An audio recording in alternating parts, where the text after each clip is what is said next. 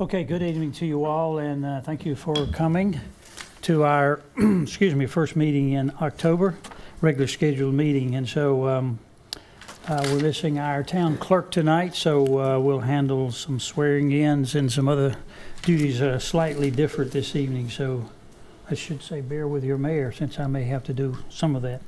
At any rate, at this time, I'm going to ask, if she will, our attorney to call the roll. Thank you, Mr. Mayor. Mayor Marshburn. I am present. Mayor Pro Tem Vance. Here. Councilman Dellinger. Here. Councilwoman Behringer. Here. Councilman Singleton. Here. And Councilman Matthews. Here. Okay, thank you so much, and thank you, council members, for being here and on time. Excuse me, on time. If you can stand, and I would ask you to stand and join me in the Pledge of Allegiance. I pledge allegiance to the flag of the United States of America and to the republic for which it stands, one nation under God, indivisible, with liberty and justice for all. Thank you. You may be seated.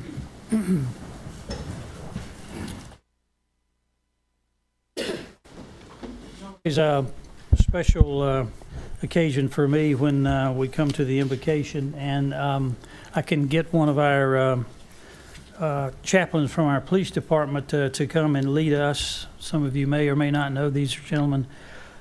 Most of them are ordained folks, but they volunteer with our police department, and they do a great job, and I'm so proud and pleased that they can come and be a part of the meeting. So tonight I have Reverend Louis Long. Louis, good to see you. So he will lead us at this time. Please join us. Good evening, everyone. Please join me in prayer. Heavenly Father, we know your word says, give thanks in all things.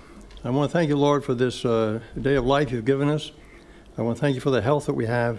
I want to thank you for this meeting being conducted here this evening, the freedom we have to have that, Lord. We pray your blessing upon it. Thank you, Lord, for the council members, the mayor. I pray, Father, that you bless them, give them wisdom and guidance in all matters this evening, and that their decisions would be best for all the folks of Garner. I also, Lord, want to thank you for those that are present here this evening that want to express a concern, a question, an idea, or a project. Pray, Father, also that they would articulate the matter such that the council would be able to evaluate it and make a proper decision on it, once again, for the benefit of all Garner citizens. Lastly, Father, I want to pray for those that are in service to the town of Garner this evening, out on the streets, keeping us safe. I pray, Father, everyone will get home safely.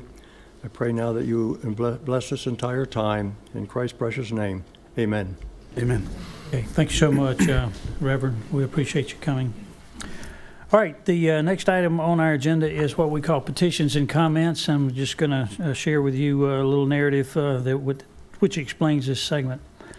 This portion of the meeting is to receive comments from the public on items not included in this agenda. And so we ask you, if you can, to sign up in advance with the town clerk. There's a form. If you want to speak prior to the start of the meeting, we ask you to do that. The board is interested in hearing your concerns, but may not take action or deliberate on subject matters brought up during the petitions and comments segment. Topics requiring further investigation will be referred to the appropriate town officials or staff and may be scheduled for a future agenda. So, having given that instruction, I'm going to recognize the one name I have here, and then we'll see if there are others of you who came with the purpose of wanting to speak during this time. I hope I'm pronouncing the name correctly. The last name, I believe, is Ms. Hadley. Is it Sana? Sonia, okay, please. We will ask you to be circumspect in keeping your comments to about 3 minutes or so, if possible, okay? Of course. Okay. Thanks. Go right ahead. Hey, thank you, everyone, for your time tonight. Really appreciate it. My name may seem a little familiar from some communication that I've been sending recently regarding draft 1 of the school assignment for Wake County. And I understand that there's certain areas that the town of Garner deals with when it comes to our actual population and our development, and then a separate on Wake County. So I'm speaking to that gray area essentially. So there is a reason that the area around Bryan Road is feeling a boom. And some may say it's proximity to Raleigh, and others may say that it's proximity to White Oak. But I'm here to tell you that I feel that it's because of the foundational bricks of the community that are laid at Bryan Road Elementary. Out of the hundreds of people I've talked to, and yes, I'm a talker, the proximity to the well-rated Bryan Road Elementary was not their third or fourth criteria for moving here. Some from 7,000 miles away, but it was their #1 reason for ending up in the town of Garner, North Carolina. When Oak Park and Magnolia Park heard what was being proposed in draft 1 of the Wake County school proposal in the next school year, we were thrown into the 7 stages of grief, but it can't include acceptance. Compounding this frustration is the fact that these neighborhoods are filled with the community members that helped build Bryan Road Elementary into the shining star we see it as today. I've emailed the Garner Town Council, local decision makers, as well as the Wake County Public School Board to our concerns on Tuesday, as well as appeared in person to the school board. We know that certain things are out of the Wake County Schools' control and some things are out of Town of Garner's control. But what's important to know is that within these unconnected dots, in the gray, is the future of the youngest constituents. So I'm sure you're all seeing the development in the pipeline, and it must be exciting, but we ask for your partnership and advocacy through the lens of the residents, especially the youngest ones. And we ask that you allow schools and children to help be the guiding light to approval and pacing of these projects.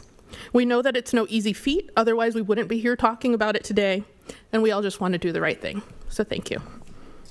Okay, thank you so very much, and we will acknowledge your correspondence with us. Thank you very much. Okay, that was the only name I had on my sign-up list, but as our town attorneys explained, if you came with the idea that you wanted to speak during this time, if you will just kind of raise your hand, I'll try to recognize some of you. Maybe some of you came for a different time. Okay, come on up if you will. Please, if you will, just state your name and address. Yes. My address? Yeah, I believe. Okay. If you didn't sign in, we need to keep a record. Sure. Of Michelle Tucker, 191 Bellaforte Park Circle.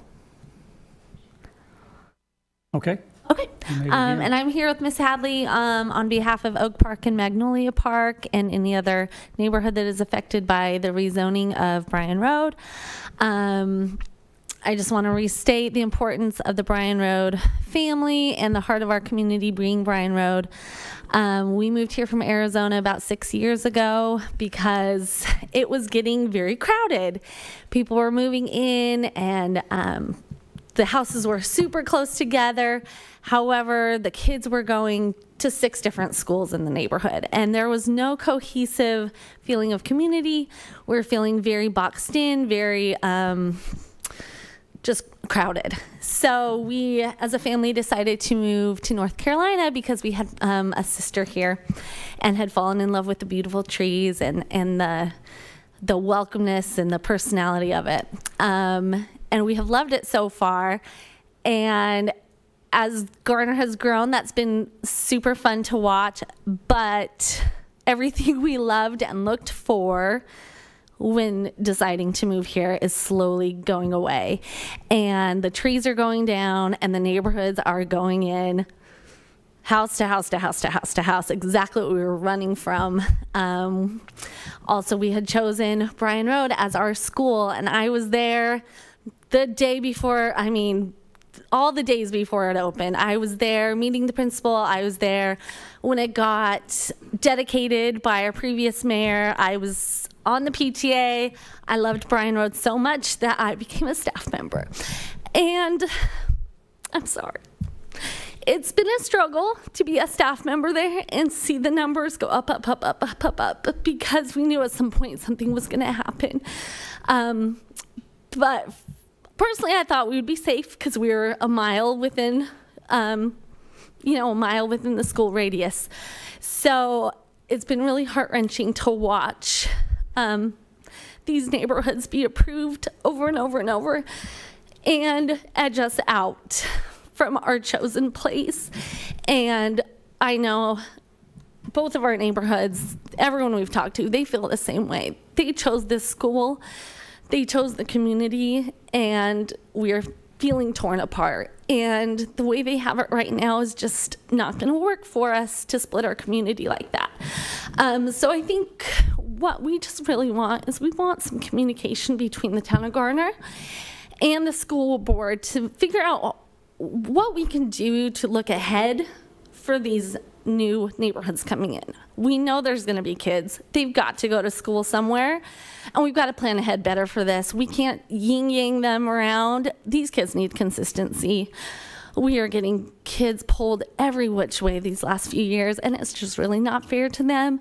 I can tell you about the emotional struggles that they deal with on a daily basis, and they really need that consistency. So I beg you, as a town council, to really try to communicate with the school board on where are these kids gonna go. These neighborhoods we're approving, they've gotta go somewhere, and we've got to look at the numbers before we are pacing these neighborhoods out. The infrastructure has to be there before we allow these people to come in and break up what people have already, sacrificed and invested in by choosing where they live in Garner. So thank you for your time.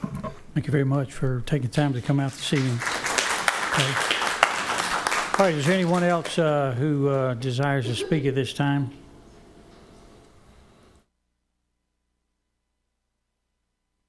Appreciate you ladies' comments. Okay. I want to let you know that we've dealt with this before years ago when there was no growth in Garner. They would come and take kids from Garner and take them elsewhere to balance out. It was back then it was called free and reduced lunch, F&R. The goal was to stay at 40 or less, and that just could not happen in some locations. And that was the criteria they use now. They don't use F&R numbers any now. It's different language that they use. But Yates Mill Pond Road, which is off Trine Road, right here across from Town Hall. Those kids that were assigned there for elementary school, right across the road here for years. In the middle school, either North Garner, which is year-round, or Magna de East Garner, which is the largest middle school in Wake County. And if you don't go to either one of those, you go to Dillard Road. We have the same number of middle schools in Garner we had when I was going to school in the 70s, East Garner and North Garner. The same number of middle schools. Now, we had several elementary schools, but it's the same number, and we have another high school. But we've had these issues happen before, even before we had the growth. They would come in to Garner. My daughter was in year-round at Timber when it started, and then the first year there was no year-round in Garner, so she had to go to Westlake Middle School for year-round. Then North Garner became one. So it's an issue we've had to deal with even before we had the growth. That sounds weird, but it has happened constantly off and on for years, and I understand what you're going through and what the points you brought up, and I've read your emails, so, and your neighbors' emails also. Okay, thank you, Mr. Singleton. Mr. Mayor, I have just one quick comment.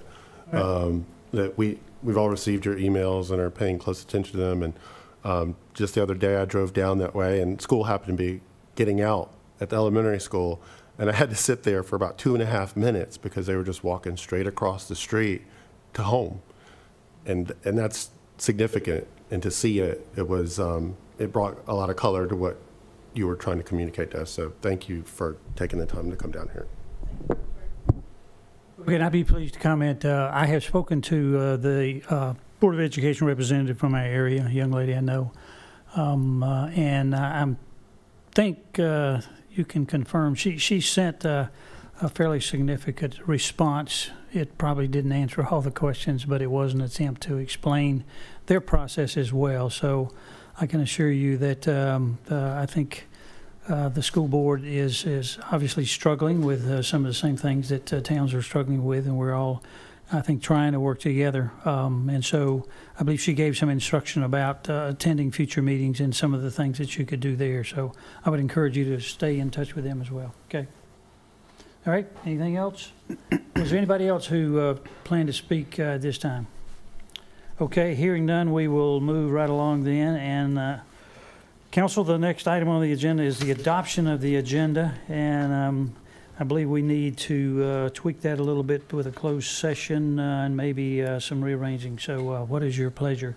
Mr. Mayor, I would like to request that we reverse the order of the two items under public hearing, move number 2 up to number 1. I think there'll be significant discussion on the present number 1 item, and we can have the number 2 item come first and move that along and then give the remainder of the time to. Okay, you make that in the form of a motion or amendment to the agenda? Yes, amendment okay. to the agenda. All right, sure, okay. All right, and I believe there is a need for a couple of closed sessions. Mr. Vance, you want to speak to that? Or Yes, Mr. Mayor, I'd like to include on the agenda a closed session to discuss a personnel matter. Okay, and then the town attorney, I believe, wants to request a closed session. Yes, I'd like to request a closed session for property acquisition. So that would be under North Carolina General Statutes 143-138.11A5. And the personnel item would be under 143-138.11A6. Okay, so that will be noted and added to the agenda. All right, was there anything else? Okay, Council, you fully understand what we're voting on in terms of the amendment. The rest of the, rest of the agenda would remain the same. So if you favor adopting the agenda with these changes, would you vote aye? Aye. If there's opposition, no, and there is none. Thank you very much. Now, we have something, again, that's always one of the highlights of our meeting as far as I'm concerned, and that is presentation. So this evening, I'm going to ask Councilmember Kathy Behringer, if she will. She's going to go down to the podium down here. She has a proclamation that she will be reading this evening. And I'm going to ask a gentleman I've known over the years, and a lady with him. I forgot to get her name, but you'll get that when you get over there. Mr. Greg Richardson, who is the executive director of the North Carolina Commission of Indian Affairs. If you'd come forward, and we'll have the proclamation read and present that to you, sir.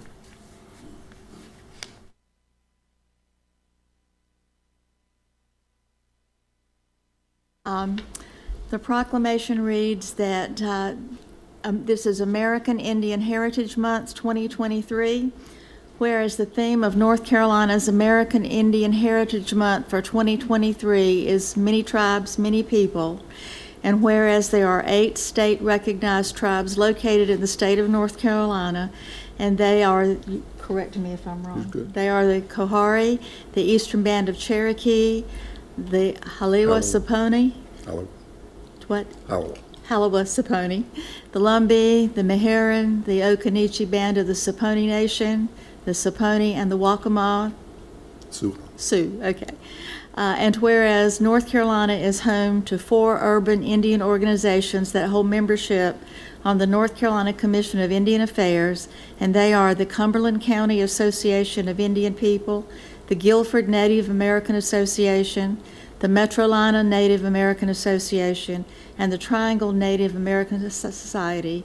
And whereas there are 63 state-recognized tribes located in the United States, representing 11 states, and whereas there are 574 federally recognized tribes located in the United States, representing 11 states, and whereas today there are more than 130,000 North Carolinians who identify as American Indian in North Carolina, according to the 2020 U.S. Census, and whereas the American Indians reside in all 100 counties of North Carolina as per the 2020 Census, and whereas the American Indian population in North Carolina represents the second largest American Indian population east of the Mississippi River and the 7th largest American Indian population in the United States, Therefore, now Ken Marshburn, Mayor of the Town of Garner, proclaims November 2023 as American Indian Heritage Month in the Town of Garner and commends its observance by our citizens.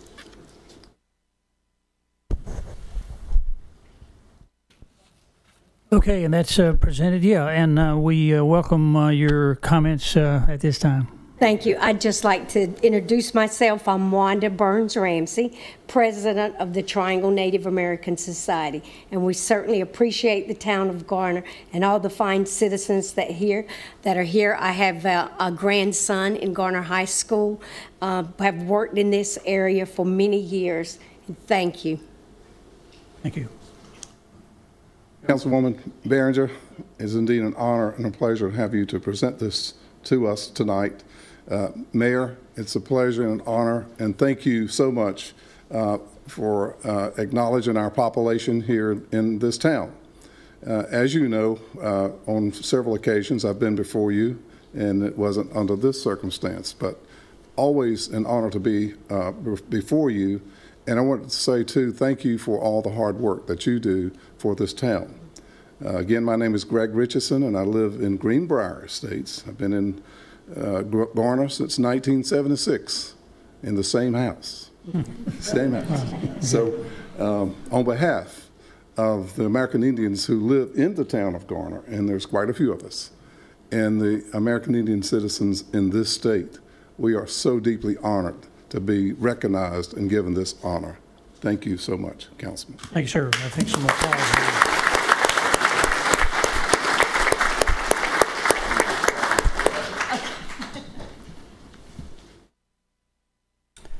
Okay, thank you so much for that, and thank you, Ms. Behringer.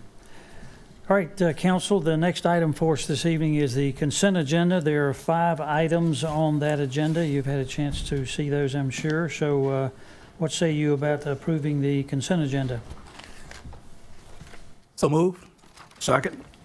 Motion made by Mr. Vance and seconded by Mr. Matthews. All right, if you favor approval of the consent agenda, would you vote aye? Aye. If you're opposed, no, and it is so ordered. Thank you very much. All right, we will now move to the section under the agenda of public hearings, and as was noted previously, the item 2 will become item 1 and vice versa. So so the first item that we'll deal with this evening is special use permit SUP 2301, and this is what is referred to as a quasi-judicial hearing, and so I need to read and give directions as it relates to that particular hearing. Under state law, the parties are entitled to a fair hearing and an impartial decision maker. And so I must ask council members, do any of you have a fixed opinion prior to the hearing that is not subject to change? Or have you had any ex parte communications?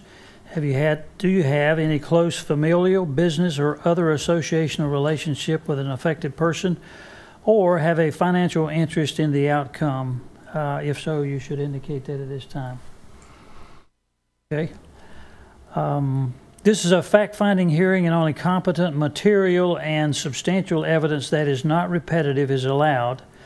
Only expert witnesses based on training and experience may testify as to impacts on property values, traffic safety, or noise levels. Council members are only allowed to receive factual information during this hearing and are not allowed to discuss the case outside of the hearing.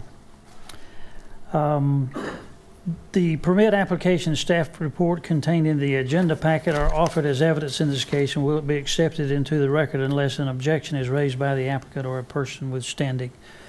So at this time, if you are here and plan to give testimony in this case, ordinarily we would have our clerk here to swear you in, but tonight the mayor is going to do that. So what I'm going to ask you to do, if you're here for that purpose, if you would get up out of your seat and come and stand somewhere in the middle aisle, or if you want to stand in front of the podium there, I need to swear you in at this time.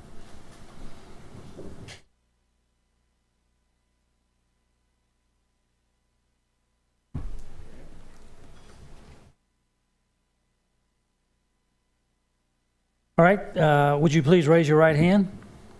Do you swear or affirm that the evidence you shall give in this manner shall be the truth, the whole truth, and nothing but the truth? If you do, say I do. I do. Thank you very much. You can have a seat and we'll proceed.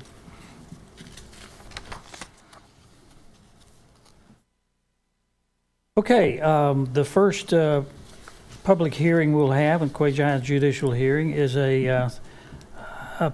okay, Mr. Linksky is already here, I believe. Is that right? Yes, sir. He's with our planning department, and he will make his presentation at this time. Thank you, sir. Mayor. Sure.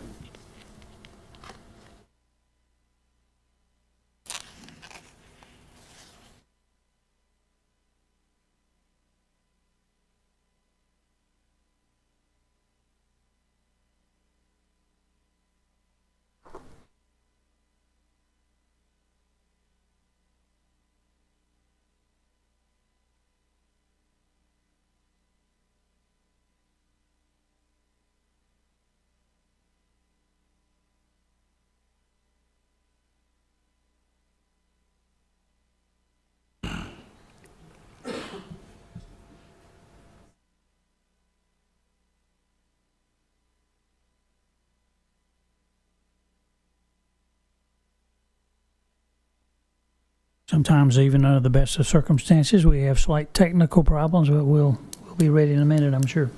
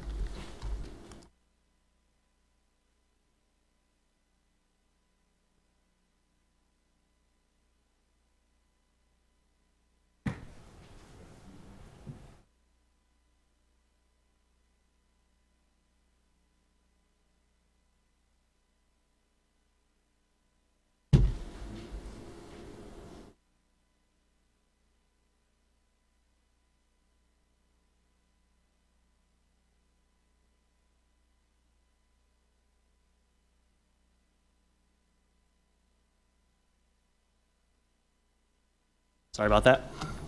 I'm Joe Slinsky in the Planning Department, here to present a special use permit for Sully's Golf and Gather, SUP 2301. The applicant is Sully's Golf and Gather, LLC, owned by Mike and Lauren Sullivan. The owner of the property is Newcastle Group 3, LLC, and it's located at 2311 Timber Drive. It's a 1.8 acre parcel there. The request is for an indoor entertainment facility in a neighborhood mixed-use zoning district. It does have a conditional zoning district on it as well, so the full zoning is NMXC 10. So this case does not have a standard site plan like you're used to seeing, but it does require a special use permit because in the NMX district, indoor entertainment facilities in an NMX district require an SUP, which you can see here in our use table from the UDO. They did provide an interior design, which was helped to determine the primary use being the indoor entertainment facility versus the food and drinks, which are served there as well, which is an accessory use for the property. As mentioned, the zoning is NMX. There is an overlay district, the residential thoroughfare overlay district. The building is 10,800 square feet. They are not expanding the footprint of the building, which is why we're not hosting, again, any type of site plan. They're doing all interior work. The minimum lot width in the CMX district is 45 feet, and the setbacks are 25 in the front, 20 in the rear, 10 in the side, and 15 in the corner, which are all met with the current building. Staff identified 179 unique property owners and occupants who received first-class mail for their notices. The neighborhood meeting was hosted by the applicants on June 29th at the property address, and 20 attendees were there. Here is the site at the northwest corner of Timber Drive and Woodland Road. It used to be the Rite Aid building some time ago. Open space, there's none required for this property since it's a non-residential use. The parking requirements, they do, with the existing parking, meet the requirements, which is 1 space per 4 persons at 75% maximum capacity. Following the review of the application, staff finds that this use as proposed meets the regulations of the Unified Development Ordinance and may be approved so long as the following project-specific conditions are met. Prior to the issuance of certificate of occupancy, an inspection of existing landscaping at the project site shall be conducted by staff, and any missing landscaping shall be installed.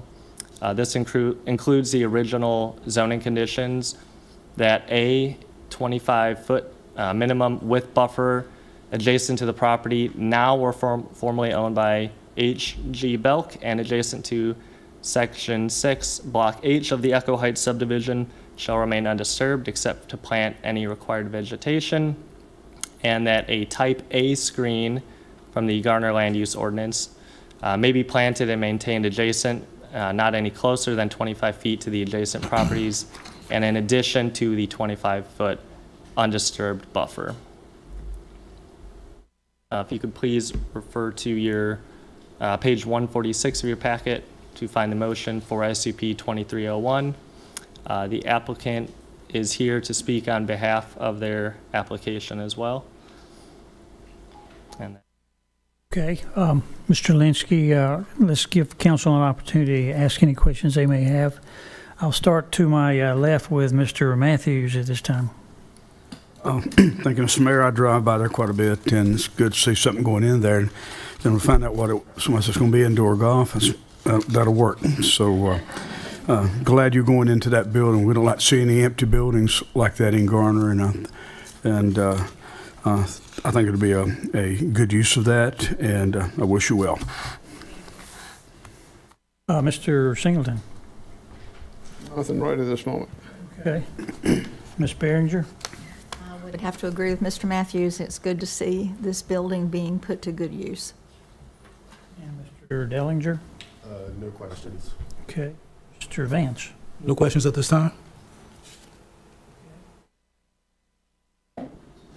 Speaker comes up. Okay. They make a presentation. Okay, all right, fine. Okay, Mr. Linsky, I believe that's all the questions for you. We will now entertain the developer, or who is, applicant, or who is representing him. Who's going to speak next? Okay, if you would, please come forward. State your name and address, please, sir. My name is Mike Sullivan, and I'm here with my wife, Lauren, and her daughter, my stepdaughter, Kaden. If you don't know, which I don't think I personally know any of the members of the board, and by the way, good evening, Mr. Mayor, council members, and Attorney Jones. Could you just state your address for the record? 289 Dairy Road in Clayton. Got it? Right. Okay. Myself, Lauren, Caden, and a few others, we are the former golf instruction staff at the Par Golf driving range, which I know that you all know is no longer around. It's been closed for development. Yeah. It's funny that we're here on this night, right? But so what I wanted to do was just go ahead and just let you know a little bit about what it is that we plan on doing at this location. I'd also like to go over the criteria, the conditions, the findings of fact, so that you can know that we've met all of those to get that special use permit. Joe, is this working better than before? Yeah. Yeah, okay. I'll just give you a nod when we're ready to go on, so you can go to the next one. So we're here to talk about Sully's Golf and Gather to get a special use permit, myself, Lauren, Caden. the deal is that being at Par Golf, basically that was a thriving golf entertainment facility that a lot of people in the area had an opportunity to enjoy, and then unfortunately that opportunity has left, and we want to be able to really give our former members and our customers and our golfers an opportunity to enjoy golf the best way we can close to that location. So that Rite Aid Pharmacy is 1.8 miles from that Par Golf location. The way we plan on doing this is through indoor golf. We will have some of the best golf simulators that you'll be able to find in the area. We will still continue to provide expert instruction to golfers of all level, developing golfers, be they junior golfers, young women playing golf, beginners of all ages, as well as better players. And another big part of this as well is if any of you are ever out to Par Golf, it had a great energy to it, and we want to provide that continued great family atmosphere. So what we're going to provide is this virtual golf experience, and there's a couple of advantages to it that I just think are interesting. One is, when I've been here in this area for 18 years now, and I really never thought that indoor golf would be something that would catch on in such a warm weather area. But it turns out when you think about it, sometimes it rains, sometimes the weather is too hot, sometimes it's cold, sometimes it's dark. So what's nice about the indoor golf, the simulated golf, is that people can do it really on their schedule. And the other nice thing about it is that in addition to being able to just play golf in general, you can play some of the greatest golf courses in the world. Another big factor here for us is the price point. So most golfers that enjoyed the Par Golf driving range, they were coming to hit a few balls. They were spending, if they were just coming in off the street, $15 to $25 per person. That price point is a little bit underneath the typical indoor golf experience because these typical golf simulators, they're about $45, $55 an hour. And if you just wanted to work on your golf game, that price point just doesn't really make a lot of sense. So one of the things we're instituting is an indoor driving range. So if you look at the plans at the bottom part, there are 10 little boxes. Those 10 boxes on the bottom, that's our indoor driving range. These are going to be smaller, a little bit more modest golf simulators so that someone can come in off the street for $15 to $25 an hour, get all the practice that they want. And for members, this would even be something that would be even more economical for them. Instruction is going to be provided by us, Mike Sullivan Golf School. I was teaching golf there for 13 years before Par Golf closed. I have a lot of Garner residents as students, and since the range is closed, we've already actually started doing indoor instruction. We do group golf classes for adults and kids, private lessons, and we're doing that right up the road on Chapin Oak Road. And believe it or not, we still have a lot of people really interested in getting into the swing and staying into the swing, so we're going to keep that going when we start this new place. And of course, community and camaraderie. We'll have regular events for our members and guests. Golfers love not only to play golf, but to be able to hang out with other golfers. This atmosphere, I really want to stress, though, is golf first, family first, and the other things that go along with it, the food and the beverage, is really like an ancillary type of an offering. It's primarily a golf lifestyle type of a location. So now we're going to get into the criteria for the special use permit. And this is where I'm just going to kind of read from what we've been trying to go over with the staff. First off, the proposed use will not endanger public health or safety. You can probably just flip through some of these, Joe, as I go. The primary components of Sully's Golf and Gather is golf lessons and golf practice. In addition, we will be offering a limited food menu and craft cocktail and beer menu. The use of the property is not associated with any type of extreme behavior, and the clientele would be primarily interested in golf, improving their golf game, and doing so with family and friends. The business is geared towards golfers of all ages and genders and focused on community and the family aspect of the game. The proposed use will not substantially injure the value of adjoining or abutting property. Sully's Golf client base, our interest is focused on individuals who want to improve their golf game. Customer traffic, as well as the intensity of Sully's, will be much less than the previous retail use. Occupation of the building will minimize or eliminate negative traffic flow. In the short time we've possessed the property, we've already been able to improve the curb appeal of the property. Parking lot traffic has decreased, and we will have a realtor be able to testify later as to property values not being injured. And one other thing here, this is some research that I got on my own from the Center for Community Progress. Research has shown that a vacant or abandoned properties lead to a decrease in taxable values of surrounding properties. They increase the likelihood of mortgage and tax foreclosures, creating a harmful domino effect that creates revenue challenges for local governments. And that's the Center for Community Progress, March of this year. If completed as proposed, the development will comply with all requirements of this ordinance.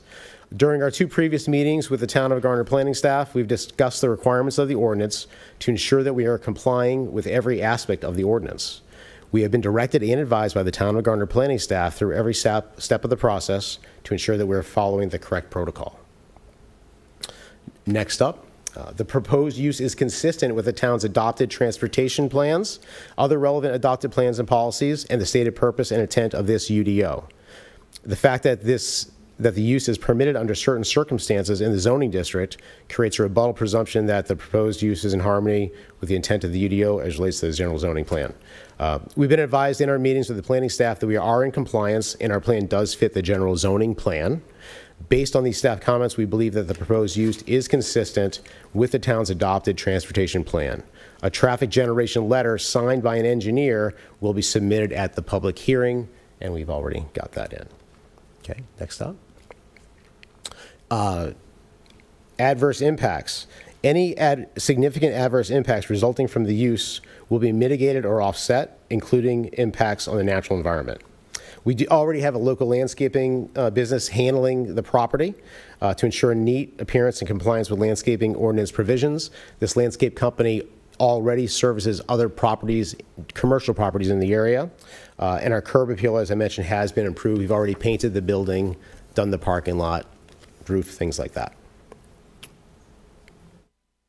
The public safety, transportation, and utility facilities and services will be able to serve the subject property while maintaining sufficient levels of service for existing developments.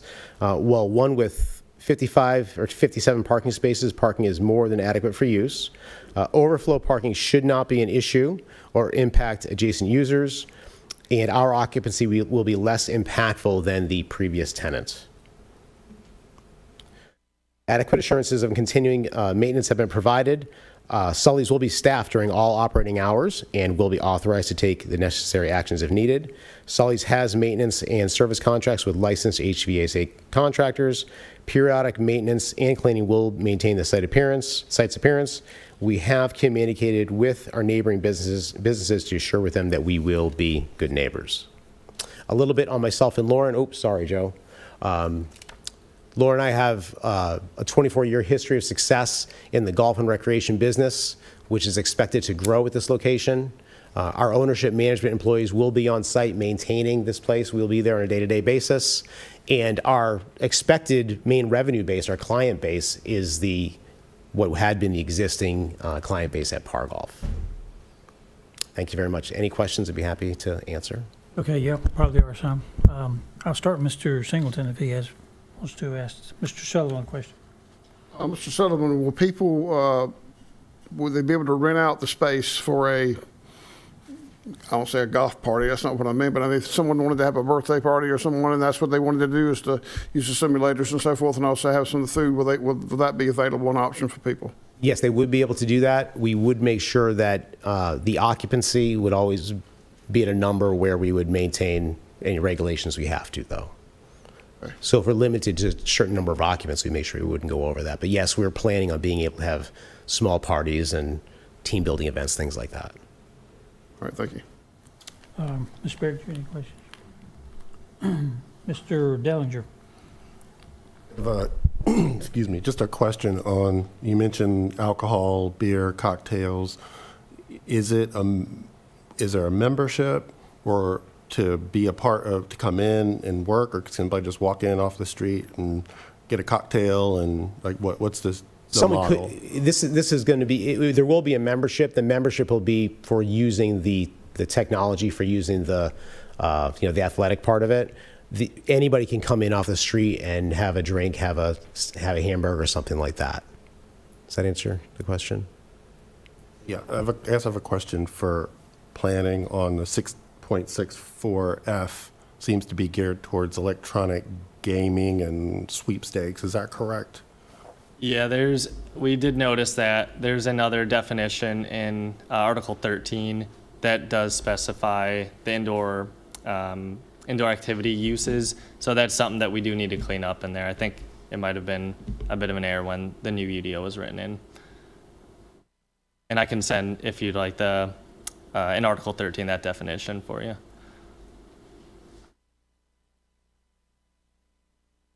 In the NMX, there is not a provision for taverns or bars and indoor athletic. I'm looking at it now.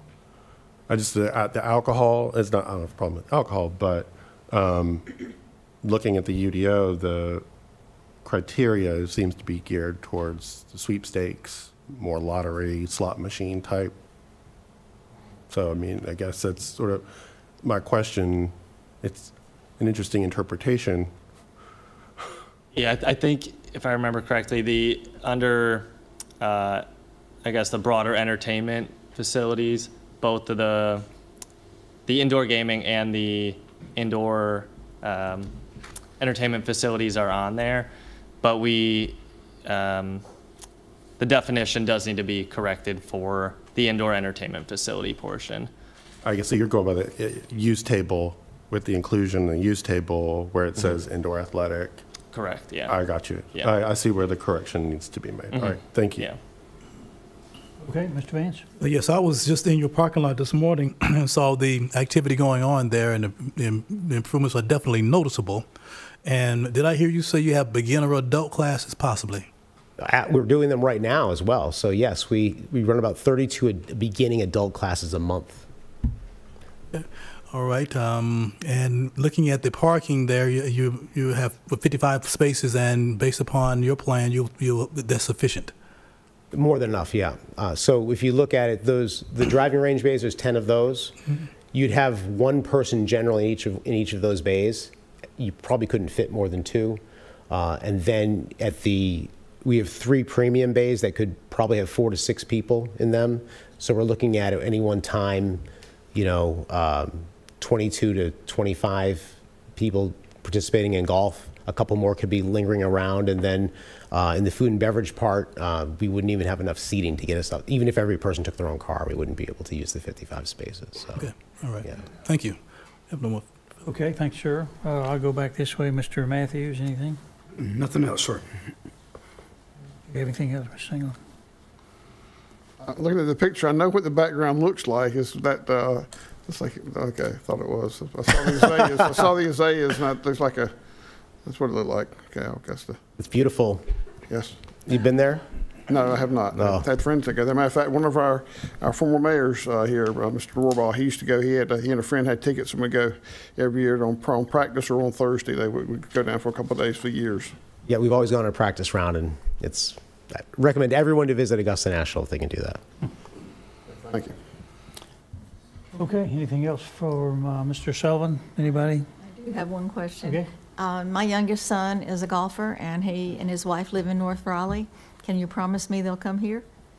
They will definitely know about the place. Okay. And we have a lot of people come down from North Raleigh and Durham and places like that already. And we did that at Par Golf. We drew from that far, so yeah. It'll be good to see that used and not vacant. Thank you. We're really looking forward to it. So, thank you. Thank you very much. Okay, anything else from Mr. Sullivan? All right. Thanks, sir. Thank you, Mr. Mayor. I appreciate your presentation. Thank you.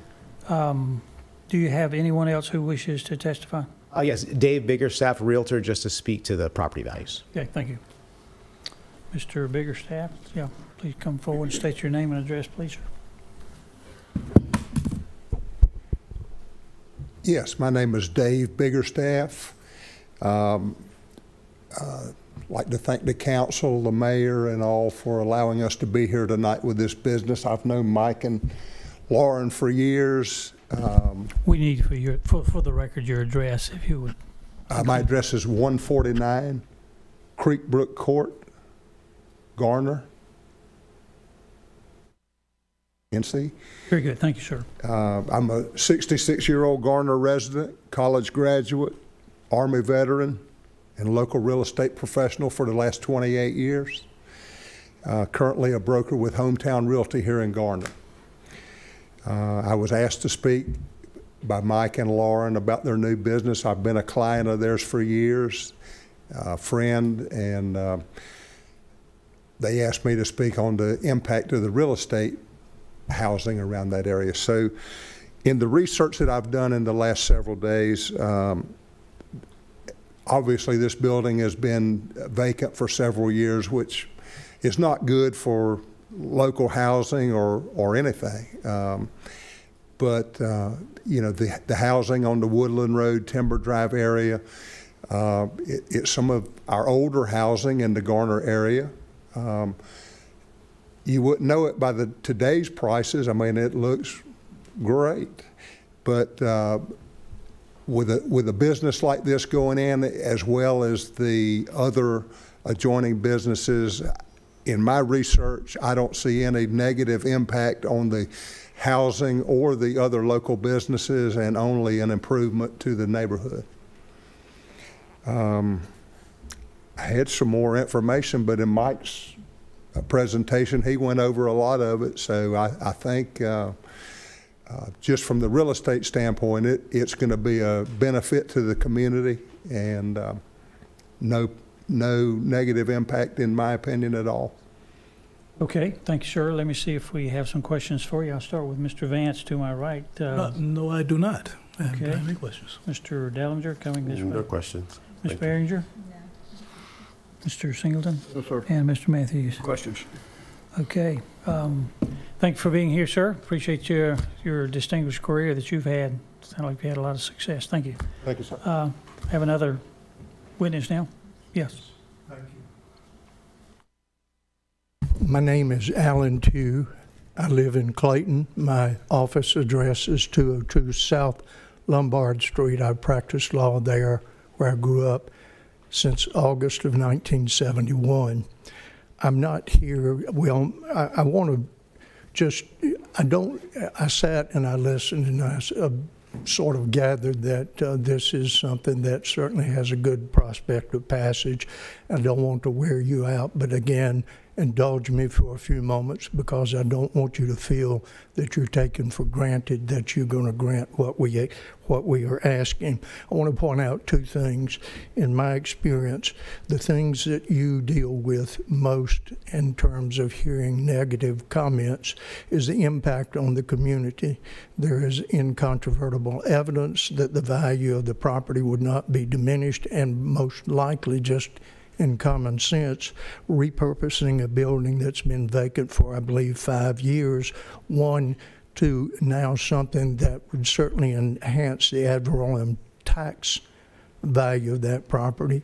And second, it would be a significant, less intense use of the premises than what was there before, retail pharmacy. And then the final thing, you always talk about traffic, things like that. And I believe that there is in the record, and you can correct me, but there is a generation comparison letter by John McAdams and Company, and I want to read from page 2 a portion of it.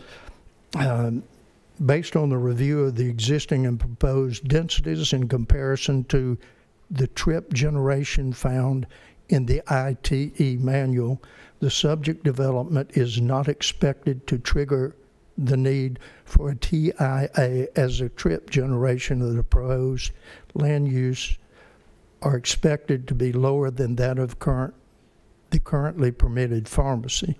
And it goes on to say in the summary, based on review of the ITE trip generation calculation, the proposed development is expected to be below the town's trip generation threshold for TIA and generate less total site traffic during the typical weekday, AM peak hour, and a typical weekday peak a.m. peak hour.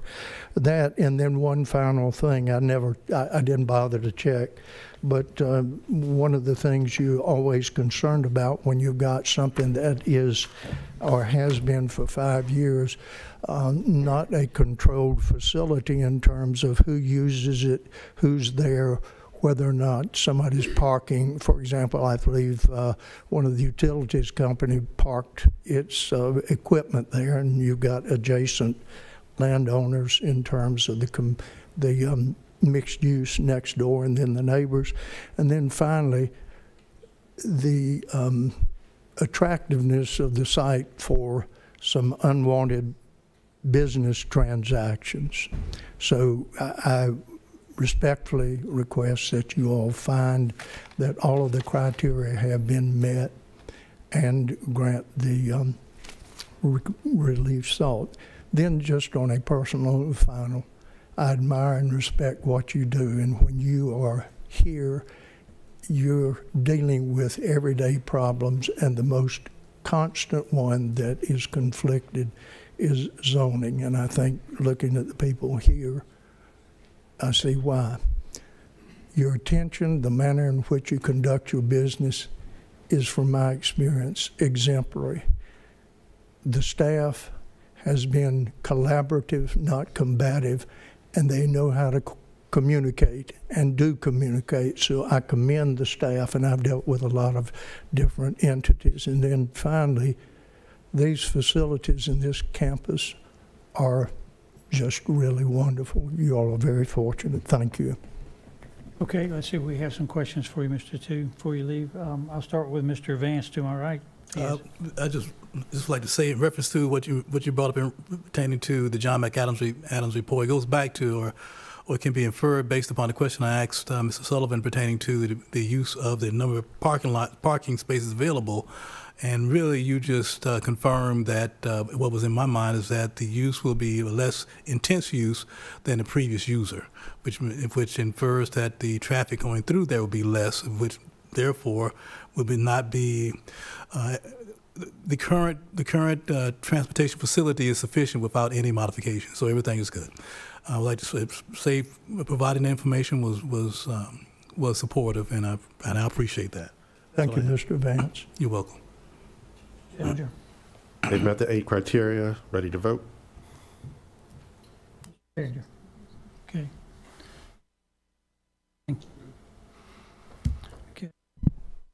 Okay, thank you very much, Mr. Thank you for your patience. Yes, sir. Thank you for your time.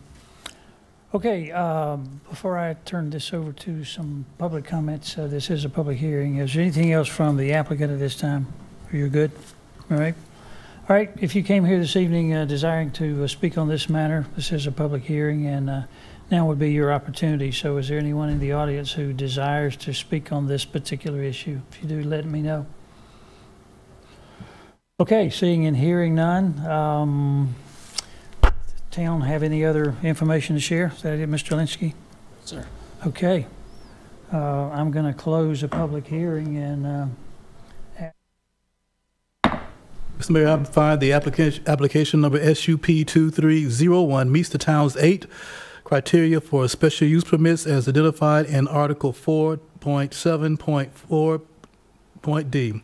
Therefore, I move that the Town Council approve SUP 23-01 Scully's Golf and Gather with the one project-specific condition to be listed on the permit that will be prepared by the staff. Second. okay, thank you, Mr. Vance, for the motion, and I heard a couple of seconds. I'll credit Mr. Dellinger with the second on this one.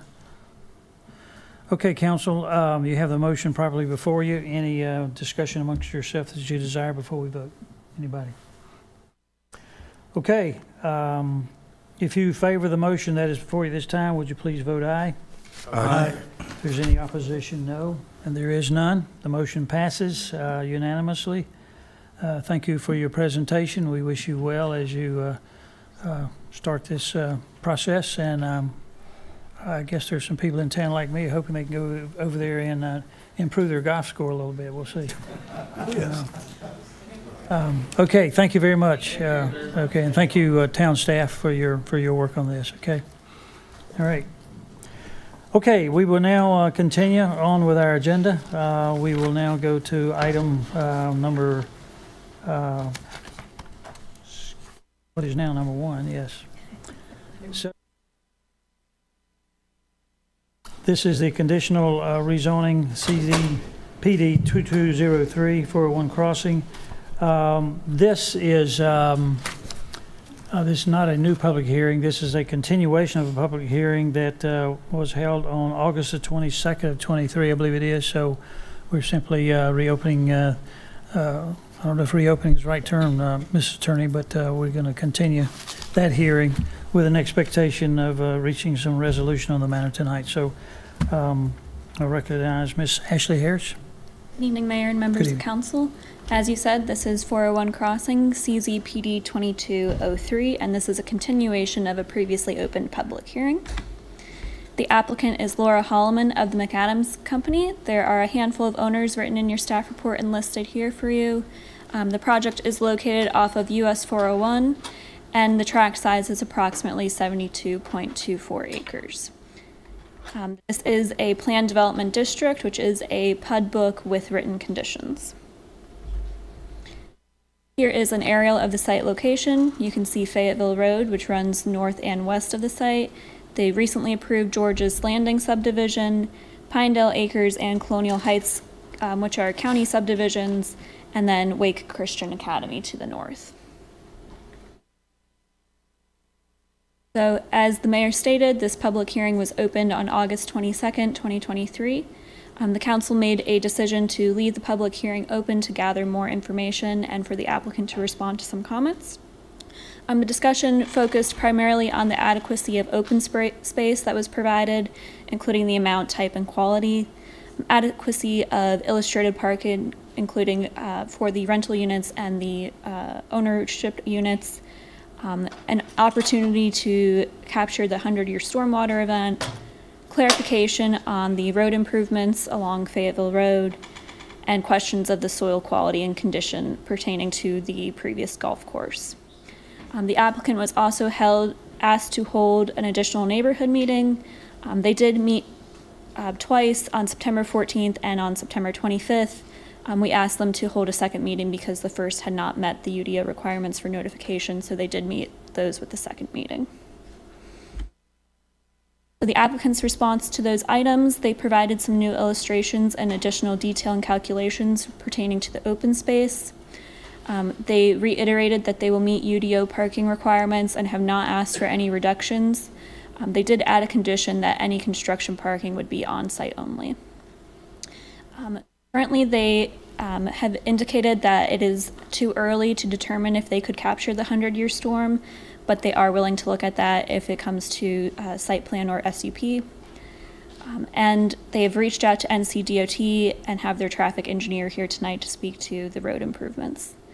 They did add a condition to the PUD book related to the soil quality and have indicated that they intend to be a part of the NC Brownfields program. We did also receive some communication from the public. So we received several emails, one from Mr. Joe Milio in opposition, which was also sent to council, from Ms. Heidi Rumble, which was also sent to council. And then staff and management received emails from Mr. Steve Thomas in opposition.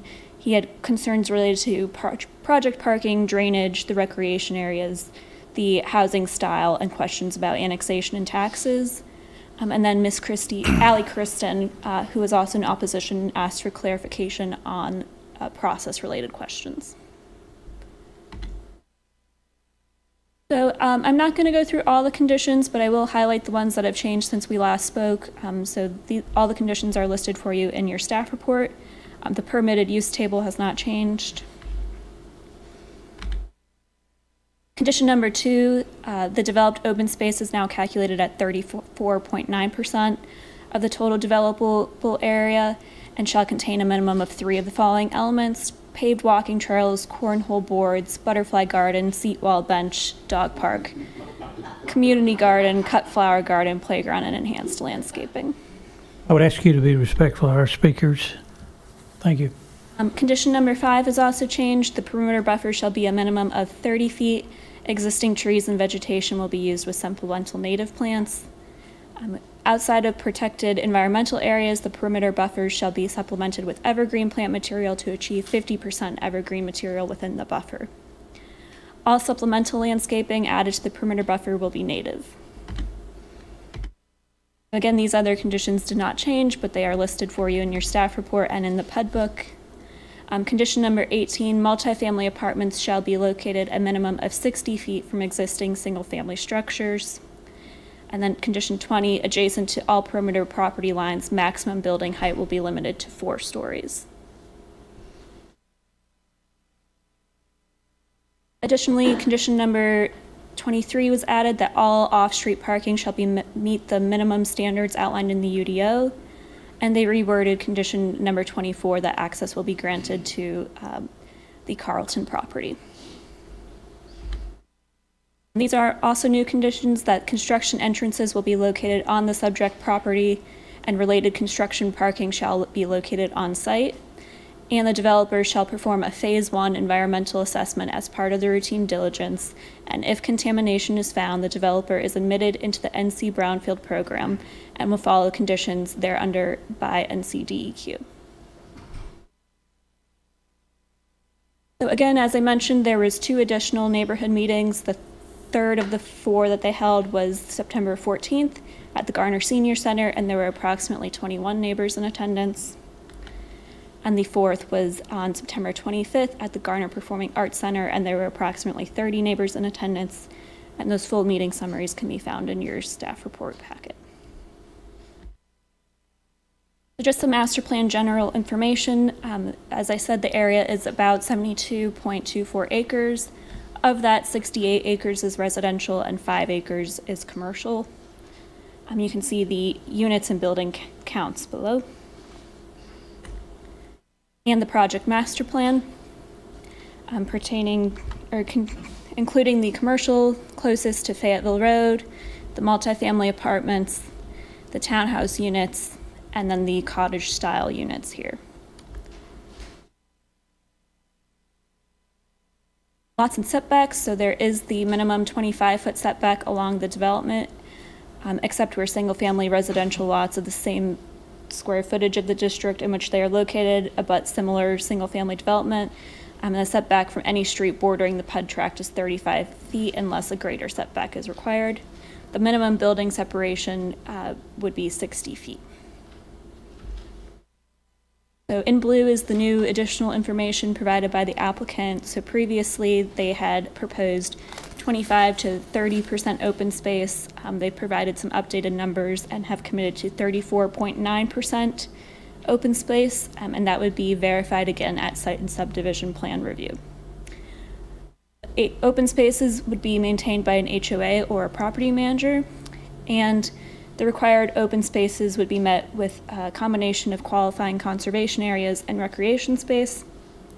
The recreation space would include 2 neighborhood amenities, paved walking trails, linear pocket park, playground, tot lot, activity lawn, and commercial open space area. So this is a new exhibit that the applicant has provided, highlighting where each of these open spaces is shown on their master plan, and some precedent images for what those might look like.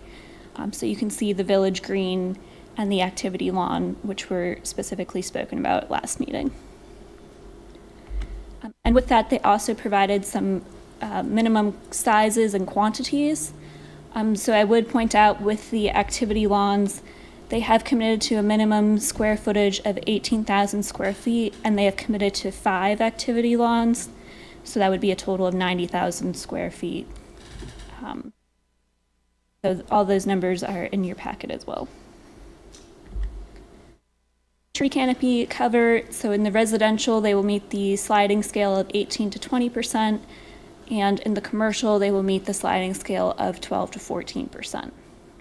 The perimeter buffers would be that 25-foot setback, and then the minimum 30 feet buffer that they are providing, and a 7.5-foot street buffer along US 401. Screening and buffering between uses within the PUD would be in conformance with Article 7, and street trees would be provided every 40 feet along roadways. The next steps would be a plan consistency review with the Planning Commission. So designated as a mix of active recreation, which is the green, and low density residential, which is that light orange, within a commercial focus area of change. And designated as existing urban non-compliance in the Swift Creek Land Management Plan. So residential density maximums are controlled by the underlying zoning, and non-residential impervious surface limits would be increased to 70% with the first inch of rainfall detained. And then after plan consistency review, this would come back to you for your final action and determination on reasonableness. So our recommendation tonight is that once Town Council has heard comments, concerns, and questions from the public, that conditional zoning request CZ PD 2203 be referred to the Planning Commission for their review and recommendation. And the applicant is here as well. Okay, thank you, Ms. Harris. Let me see if council has questions for you, council members. Go ahead. I have no questions. Okay, fine, thank you. Mr. No questions. For Ms. Harris? None? From Ms. Harris, no. Okay, all right. Okay, thank you, Ms. Harris. We will hear from the next witness. I assume that the applicant has someone who's here. Okay, come on forward. Name and address, please. Sir, Mr. Mayor, Michael Birch, Longleaf Law Partners, 4509 Creemore Road, Suite 302, Raleigh 27612. With me tonight is also Mr. Brian Kane and Woody Williams with SLI Capital, the applicant, Laura Holloman with McAdams Company, and Lisa Lundeen with Exalt, our traffic engineering consultant.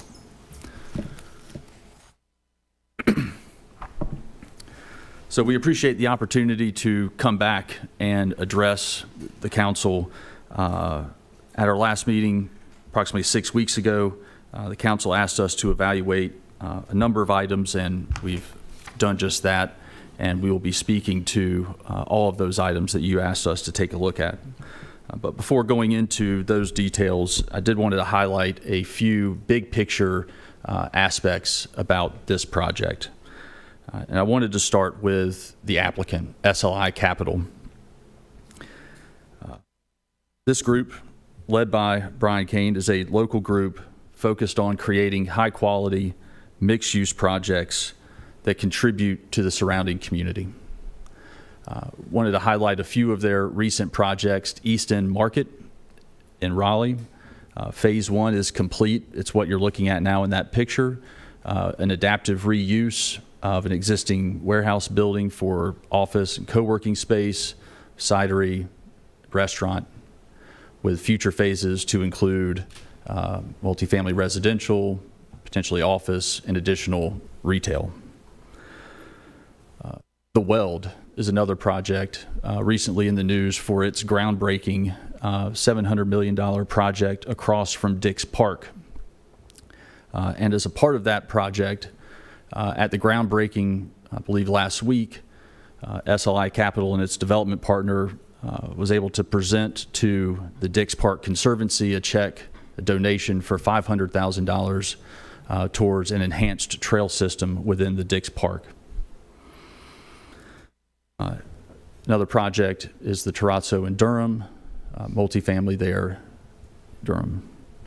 Just wanted to highlight and make sure that this council is aware of who is in front of you, the type of projects that they're able to deliver, and the type of project that they want to bring to Garner and to be a partner with you and the Garner community.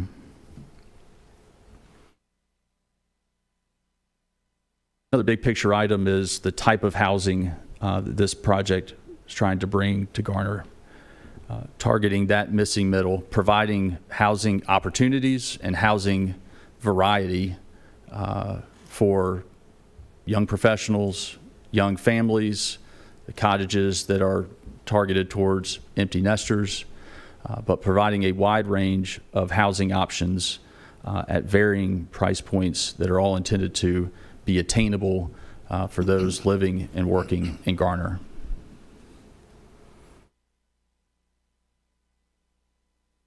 I want to emphasize that the entirety of this community will be professionally managed, which involves having full-time dedicated staff on site 7 days a week that are responsible for landscaping, maintenance throughout the project. That includes managing trash, recycling, etc. Includes enforcing community guidelines and rules, security for the buildings, and wanted to highlight that an aspect of this project, they're providing about 2.9 miles worth of streets within this project that will be privately maintained but open to the public via an easement. So there will also be private responsibility and maintenance going forward for the entire street network within this project, but again, open to the public.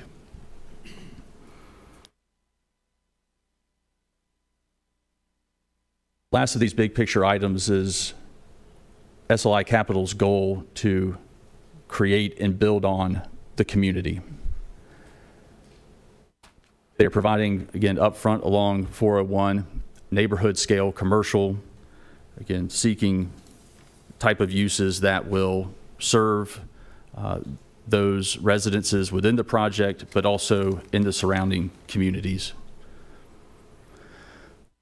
One positive potential tenant for this space that's gained a substantial amount of momentum since we were last with you. And SLI Capital is in very deep discussions with a concept who we unfortunately can't name because we don't have them signed on the dotted line yet, but a concept that is focused on providing kind of racket sports, pickleball, that comes along with high-end food and beverage provisions, indoor entertainment, and lots of activated indoor and outdoor space that provides recreational opportunities for the public. And we hope to have more to share with you on that in the very near future.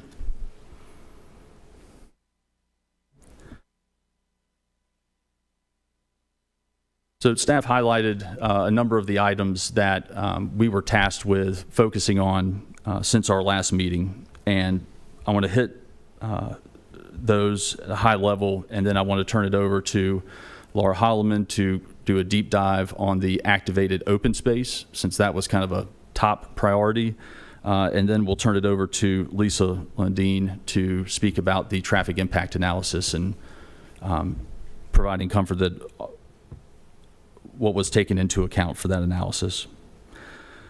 So first, as you heard, we held 2 neighborhood meetings since our last meeting. Both were well attended and received great feedback there. On the issue of soil testing, again, staff highlighted the condition that we added requiring a phase 1 environmental analysis. And then, again, if that leads to something else, then entering the brownfields program and complying with all of that entails. With regard to stormwater, again, we evaluated whether at this stage we could commit to the detaining for the 100-year storm event. And unfortunately, that's not something we can do at this kind of conceptual level. I do want to highlight that because of the size of this project, we will be back in front of Town Council with that site-specific development plan through the special use permit process. And at that time, we will know what our impervious surfaces are. We will have done the high-level engineering needed to size those ponds. And so we understand that that will continue to be a conversation topic at that stage as well. We analyzed parking demand between ownership and rental. Staff highlighted that we added a condition that we will comply with the UDO. So we're not asking for any exceptions to the UDO parking standards. 2, again, we will be back in front of you all with a special use permit that actually shows the parking calculations that we have. And we think that's appropriate at that time because we will know our true unit count, we will know bedroom mixes, et cetera, that will result in that parking count. But I do want to highlight that the Institute of Traffic Engineers in their parking generation manual have made a note that while they used to treat ownership and rental products differently in the past, they did a re-review of all of that data and determined that there was no difference in parking demand between ownership and rental product.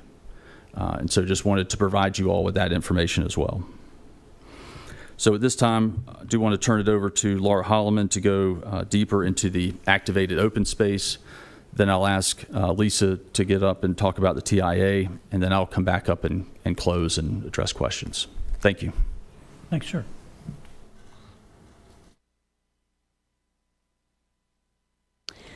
Good evening, Mr. Mayor, Mayor Pro Tem, and members of the Town Council. As Michael mentioned, my name is Laura Holloman. I'm with McAdams Company, and I'm the project planner for 401 Crossing. So we've discussed the benefits and the importance of this community's commitment to not only professionally managing this future neighborhood, but also professionally maintaining as well.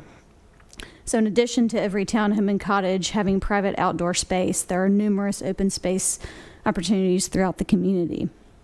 And so if we could turn it to the next slide, please.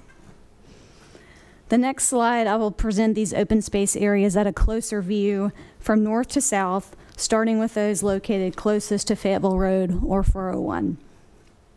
Firstly is I want to talk about what's on the slide here. J there in the top north eastern corner there is the preserved woodland area or the tree preservation area. This was born out of our first neighborhood meeting with the neighbors. Neighbors along Woodcrest expressed concerns of being directly adjacent to commercial buildings, and as a result, we committed to this key tree preservation area. Also coming out of the neighborhood meetings was a desire to supplement these buffer areas with evergreen plant material. So both staff mentioned tonight that we have added that zoning condition that this will be done. Next is the Village Green, item D, there on the screen. This is the Village Green area. This area will serve as a wonderful amenity for future neighborhood commercial component. It also acts as a nice transition area between the commercial and the apartment components, and we worked closely with staff to make sure that this was going to be in a desirable location for all to enjoy. This green provides multiple places to reprieve from bustling activities, to enjoy lunch and people watch, and allow kids to get their energy out and enjoy being outside. For reference, North Hills, where the Chewy's Mexican restaurant is, so the newer side of North Hills, which there's a significant open space area there that you all may be familiar with, is also home to the Beach Music series over the summer, where over 5,000 people attend weekly, is comparable in size. And just for a point of reference, that side of North Hills comprises over 1,500 residential units and has one gathering space such as this. Our community is proposing 6. As we move through these open spaces, I'll identify those areas, the Village Green, as well as various activity lawns. Across the Village Lawn is on item G, Village Green, is an activity lawn similar to size in the Village Green.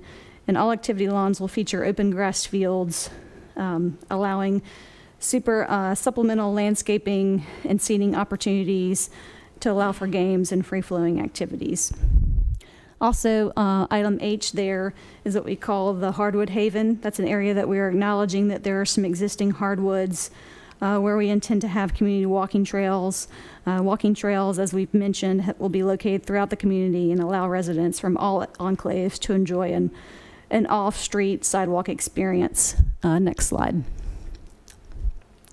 Moving down into kind of the pond featured area and surrounding is, you see that the existing pond acts as a wonderful amenity feature for the community. Personally, I've worked on numerous communities throughout the Triangle, and it's rare, well, it's not rare to see a pool and clubhouse. It is rare to have 2 within a community that are this substantial in size. What's great about utilizing the existing pond is it creates 2 wonderful vantage point opportunities on each side. And then we've got that sizable lake loop around it to really allow for a walking access. And just for reference, you know, that pond is you know, over an acre and a half in size, so you're really going to have a sizable walking loop trail around it. Talked about that. Excuse me. The next slide, as we move on, this is what I would call deep into the townhome portion of the site. So as we move down, we see further opportunities for activity lawns between units. We've all been a part of and seen proposed townhome communities where you just have townhome units that are back up to townhome units and they're squeezed in, and all you see is maybe you have a thin buffer area of a tree strip, or you've got a fence, and all you have is room for a weed eater to maintain around that fence. Here we've created what I would call walkable neighborhood block areas where we've situated townhome units around meaningful block areas where you can start to create some of that meaningful open space and folks don't feel closed in. You know, all these units, townhome units and cottage units, are going to have their own private outdoor areas, but this is something additional that creates other areas to play and gather. And then there is the linear park area, which I know was not described very well at our last public hearing. You know, it was thought that was going to be a narrow strip. You know, maybe you could fit a lawnmower down it, but this is actually going to be between 40 and 50 feet wide, so it's actually going to have sizable space for seating areas, trellis. You know, you could. There's, you know, when I think of this, I think of the Inside Wade project in Raleigh, across from Carter Finley. And that planted linear park there is actually a picture of that when I went out there a couple weeks ago, and you actually see meaningful. You know, there's room there to have landscaping. You've got a sidewalk. You've also got trellis and other outdoor seating areas. So it's really just something other than, you know, a meaningless curb with a grass strip. There's also when we met with staff, planning staff really encouraged us to create meaningful park areas where we've got terraces where a street ends. So you see that coming into play there on item E, where, you know, so when folks are going down the road, they actually have a nice park space there. You don't have headlights shining in townhome units. You've got a nice breakup of parklet areas where you have outdoor seating areas. You know, you can have fire pits. I mean, those are the kind of things that start to add to a sense of place rather than just jamming units in just to jam units. Next slide, please. This is the final portion of the site as we come down adjacent to St. Patrick Drive. The last slide highlights, of course, the predominant one-story cottage component, while also containing some remaining two-story townhome units. Coming down from the protected environmental area there along the eastern edge, there's a playground with various, also you have various parklets there on E. So again, you're seeing where that really attention went to. Every time you've got a street naturally ending, you've got that nice vista at each point, and that's something that we really tried to work with staff to emphasize and create.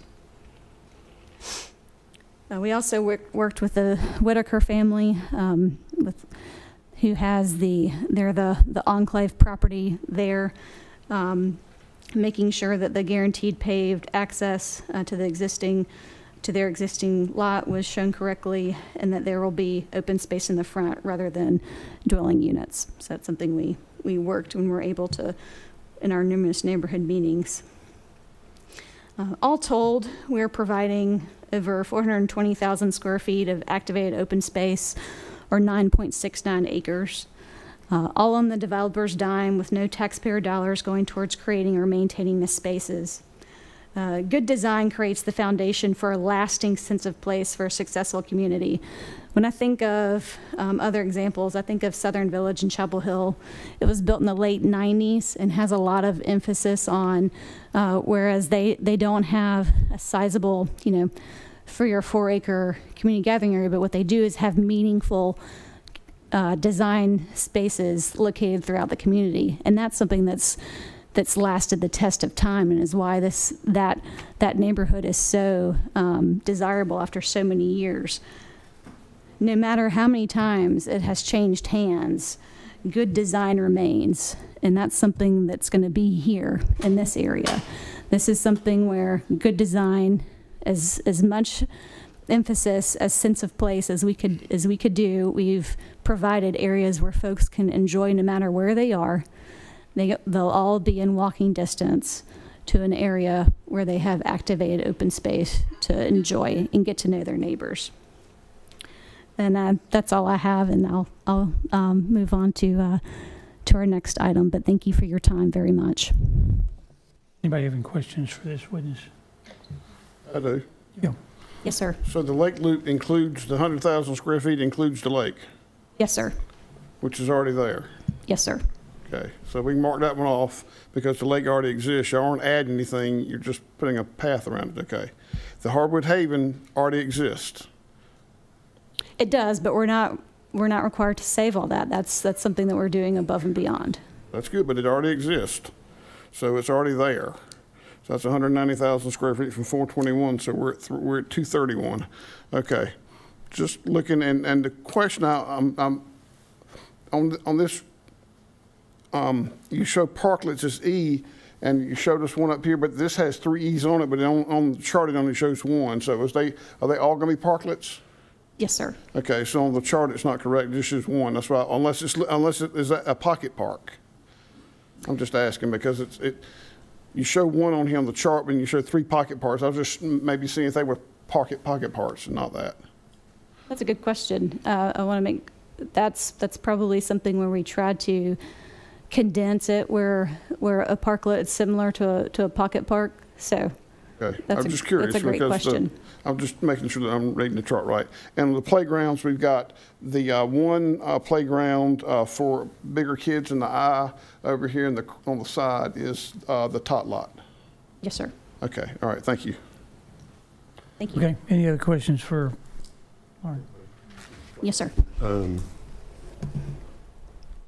want to repeat myself, but I'm going to have to since I don't see that it made any difference the first time. The UDO is clear on the 25%. And it's also clear on what counts towards 25% with regards to water bodies and what doesn't count with regards to water bodies. And it's a little frustrating to come back and not see that very specific breakdown and still find that 25%. It says 30, we'll see 35 when the site plan comes back. But that was one of the major hangups the council, some of us had, was the open space requirement for the PUD. And I don't see that here. In the 100-year flood, you can't do it this early. You can't. You can do it this early. And it's not here. And that was a major concern being in the Swift Creek conservation area. So just a little frustrated not to see the comments of council and the public reflected in what's come back. So that's Sure. Let me just speak to the open space, and I appreciate your comments. I'll have to respectfully disagree that we don't meet the 25% open space. The UDO that we're following is very clear that open space is defined as 2 elements, the activated open space as well as the primary conservation areas. And we're using those 2 components to meet the overall open space. And none of the stormwater is being used, because before it wasn't the stormwater wasn't being counted. Now it seems like it's being counted when it says no water bodies on section 4.7 E6 common recreation and open spaces. No water bodies may be counted towards the requirement for common recreation area. Yeah, that's you're reading from the former UDO. Yes. Okay. So I'll defer to staff because when working with staff, I believe it's been a common practice that if we amenitize those SEMs with walking trails, benches, other areas, that those water bodies indeed count. Has been the precedent. They don't count if there's no activated trails or benches or enhanced landscaping, but if they amenitize them, then we allow. In the old UDO, that's what it says? So a maximum of 50% of the required open space can be comprised of water bodies, so we have made them amenitize that to count as open space. Yeah, but it's not reflected again in what's being presented. It's like you should have a map that shows all what is being counted for the open space so that it can be calculated. So we get to that at the site plan level. At this stage of the game, we always just ask for their intent, and then that has to be verified at the site and subdivision plan. So we understand that there's questions about what ultimately will count, but that will be reviewed at the next step in the process. I just thought that was the point of having the conditional and having the site plan the preliminary site plan come to us. They're also talking about the 100-year floodplain retention requirement as well. Talk about precedent. We've set precedent for that as well in other projects. So I still have a lot of concerns. That's all right now. Okay. Mr. Vance, anything? I do have a question, but it's more for Attorney Birch than anything, so I'll okay. hold. We'll go back to him. Ms. Berry. Down here. Nothing this time. I got to get back to this open space here on the chart because I must be missing something.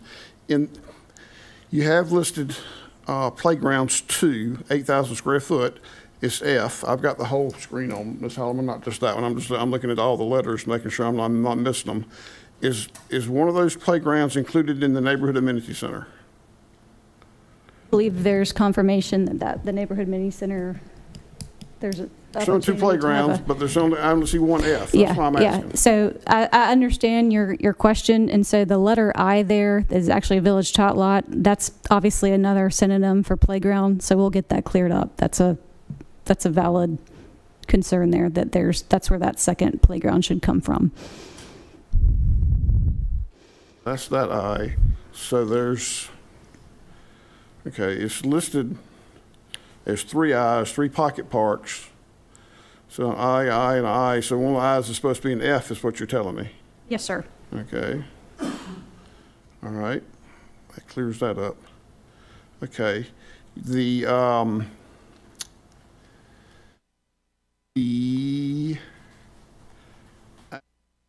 homes are mixed in within the development.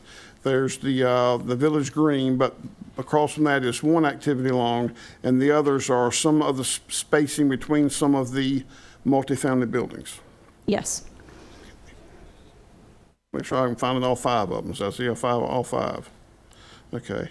And also, we talked about the Hardwood Haven. We did. And also that it was, you're leaving it, it's already existing in the preserved woodland, which you're leaving, which is already there also. So I just want to make sure I got clear on what we're creating, what you're showing here on the chart, and I'm just trying to make sure I find. There's 2 playgrounds for 800 units. That's okay. All right. Just wanted to know. Thank you for clarifying that. Yeah. Thank you for pointing that out. Okay. We're ready for the next witness. We need to move along. Thank you. Thank you very much.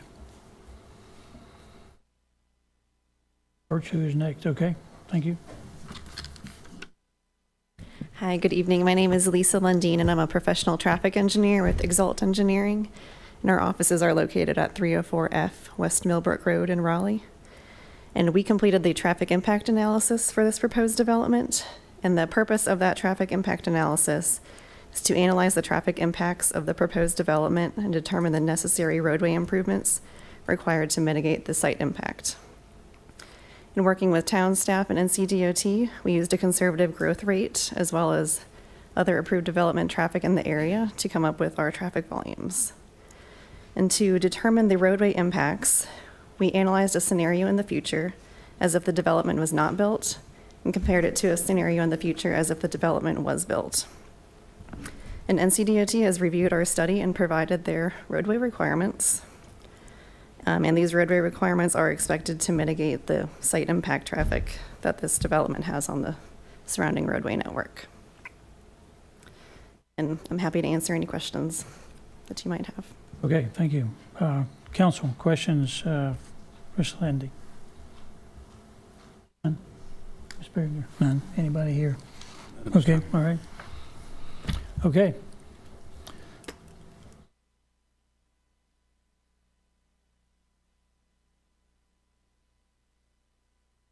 Let me switch to the next slide.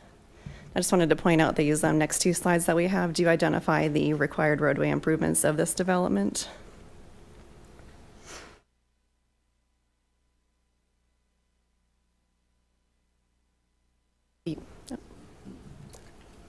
Okay, thank you. Mr. Birch?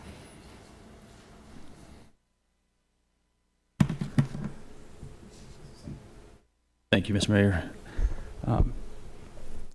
Just in closing, again, wanted to highlight, yep.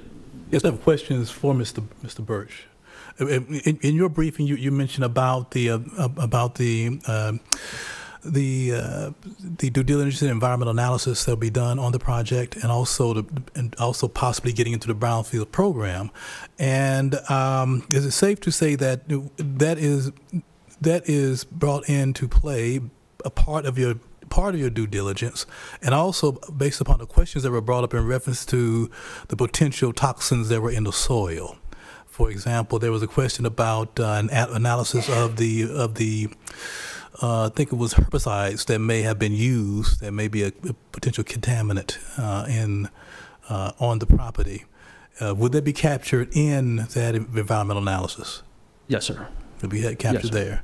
Okay, and you also said that in reference to if it gets into the brownfield program, have there been areas identified that have been contaminated to a point where it will? There hasn't been areas identified that are contaminated. There was an old underground storage tank that was on the property that served one of the structures on the property. That is one point of eligibility for the brownfields, but the phase one will also identify whether there's any other points of eligibility as well. Okay, and one more point in reference to clarification. Can you explain why the 100-year storm data is not available, cannot be made available at this time? Right. So, the detention to the 100-year storm event, that impacts the size of the stormwater control facilities, just how much water is being detained. And so at this level, that's just a conceptual plan that we do not have tied down what our actual amounts of impervious surface will be. And so the amount of impervious will relate to how much needs to be detained, which then relates to how large the ponds will need to be. At this level, what we were able to determine is that the sizing of the ponds, or the size of the ponds, would increase to the point that it would start impacting the perimeter buffer areas, right, in order to make the size of those ponds larger. It would also impact the existing pond and how we could use that going forward.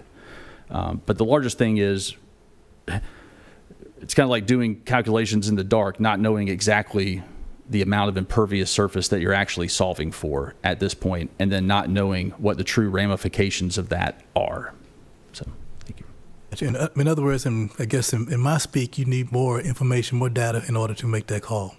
Correct. And when we come back to you all at that special use permit stage, that will be a much higher level of design, where we will have the amount of our impervious surface, all the stormwater calculations, and everything else. Yes, sir. Thank you.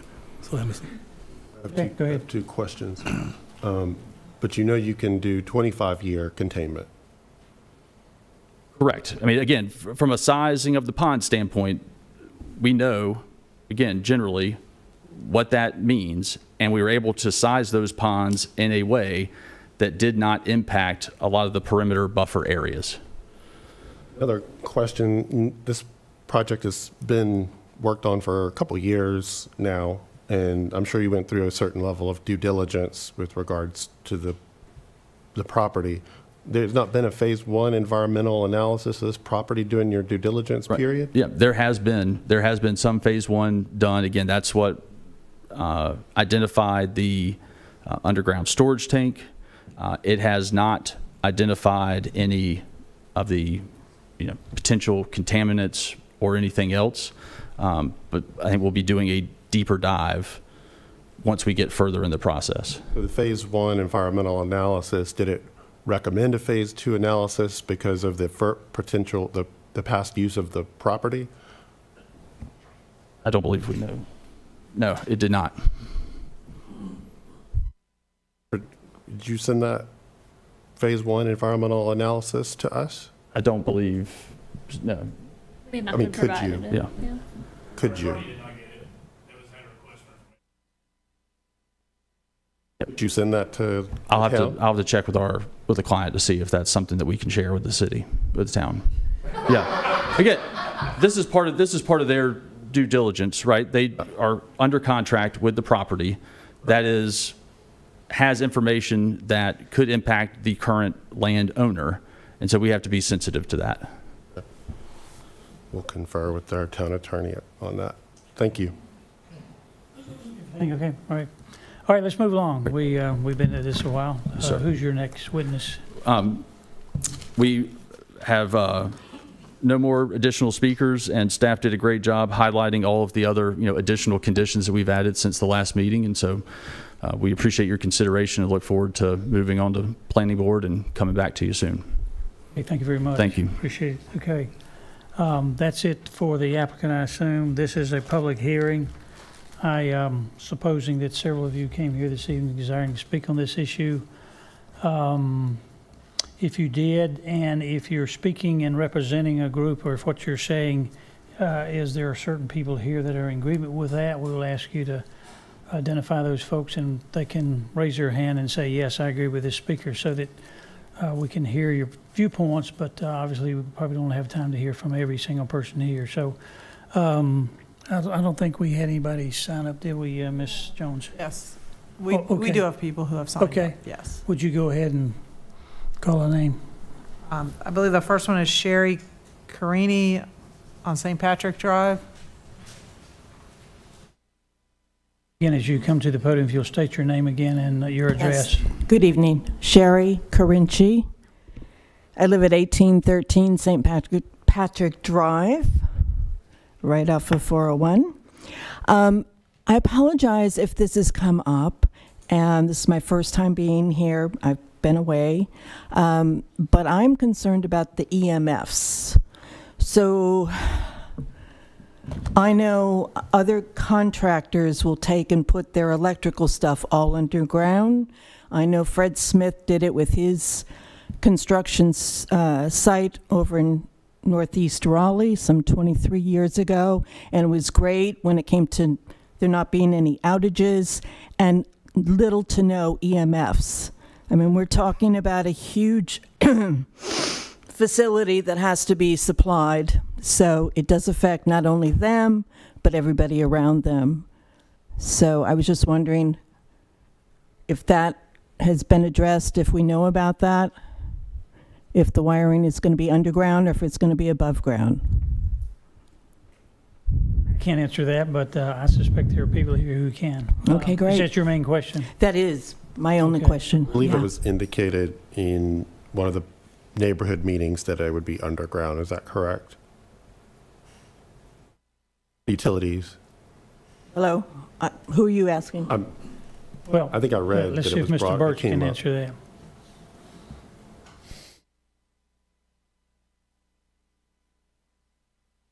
All of the public, I think, in whatever utilities they provide by ordinance are required to be underground on site. Yeah. Okay. Did you hear that? I did not. Could you repeat that? Yes. All utilities, according to the ordinance, are required to be put in underground on site.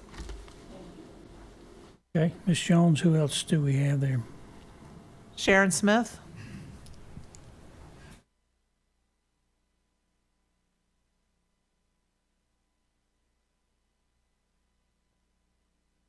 Mayor and council members, for hearing me.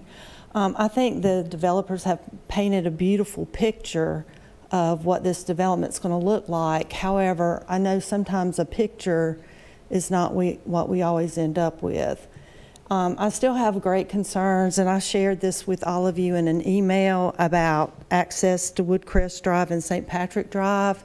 The developers have said they won't access it during construction, but we have repeatedly at both the every one of the community meetings asked that they put us in as a condition that they not have an access to St. Patrick and Woodcrest after the development is done, except for the emergency access. But yet that condition has not been added in any of the revisions. And then we still feel like the open space revision, we don't feel like it was taken seriously. The colors have changed, there's space, but I've worked at the school system for years, as I can have testified before, and I don't feel like there's enough space for many children to actually get out and play. The site that they were referencing that was similar to North Hills, I've been to North Hills, to that area, that space is more like 100 feet, and I don't think all those spaces together equal that 100 feet that are, and I may be wrong, so don't get me wrong, but as far as being one space that's big. I still haven't heard, I know we're still going by the June 2022 traffic impact analysis. I know the developer told us that they had no intentions on doing a new traffic impact analysis, and we still have all those other developments that have been approved that were not considered in this application. So that's another concern I have, because now that would be 2,700 units that we're looking at without, we're not included in all this. And that's all I have. Thank you. I think we're required to get your address. I don't believe I heard. Oh, I'm sorry. It's okay. 1913 St. Patrick Drive. My name is Sharon Smith. Thank you very much, Ms. Smith. Thank you. Okay. Ed Sheffield.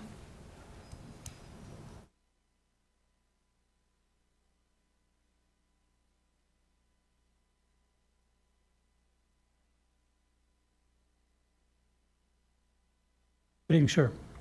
Hello. Thank you for listening to me tonight. I'm Ed Sheffield, and I live at 1512 Harmont Drive.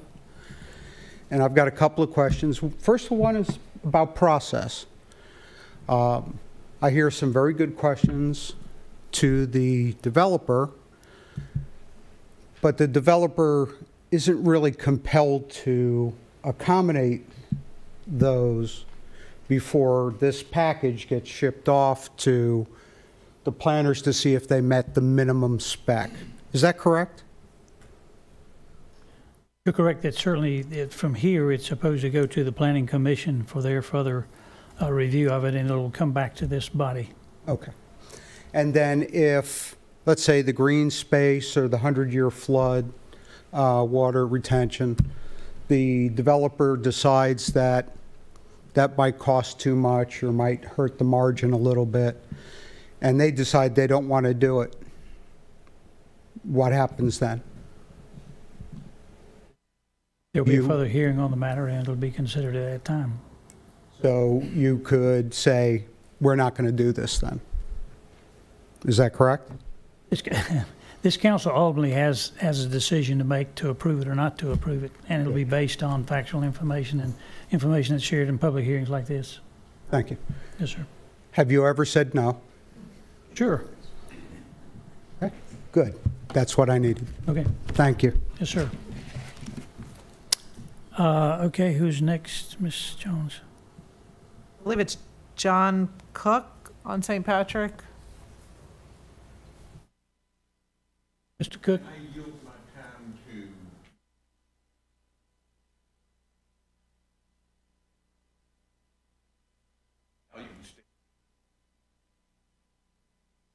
Okay, Mr. Blanton, I believe it was.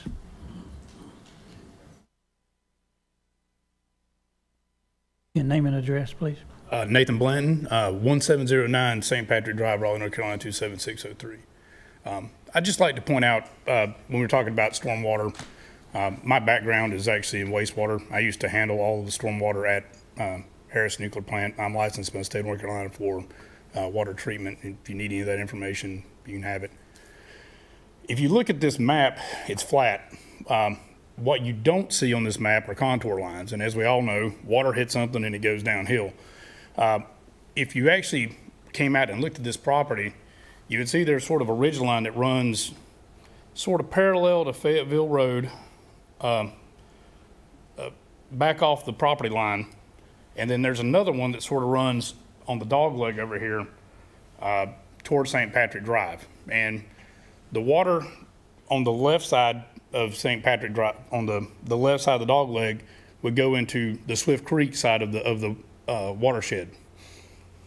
The water between the ridge currently that runs parallel to Fayetteville Road will run back into these existing, looks like they got 4 ponds laid out here.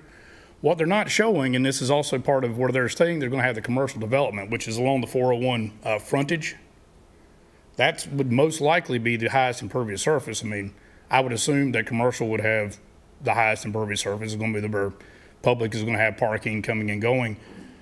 There is nothing in this plan where you would have a collection area for that runoff. Actually, the logical place for that runoff would be where they've got the tree preservation area, because that's the collection point for that gradient. If they do nothing, what they'll do is basically all that water will just go into the ditch and run in down the road. I just want to put that before council, just to, or whoever is actually studying this, that a flat map doesn't necessarily show how water will move on the ground. And just wanted to leave it at that. And thank you. Okay, thank you, sir. Appreciate your conciseness. Who's next? Laura Clemens.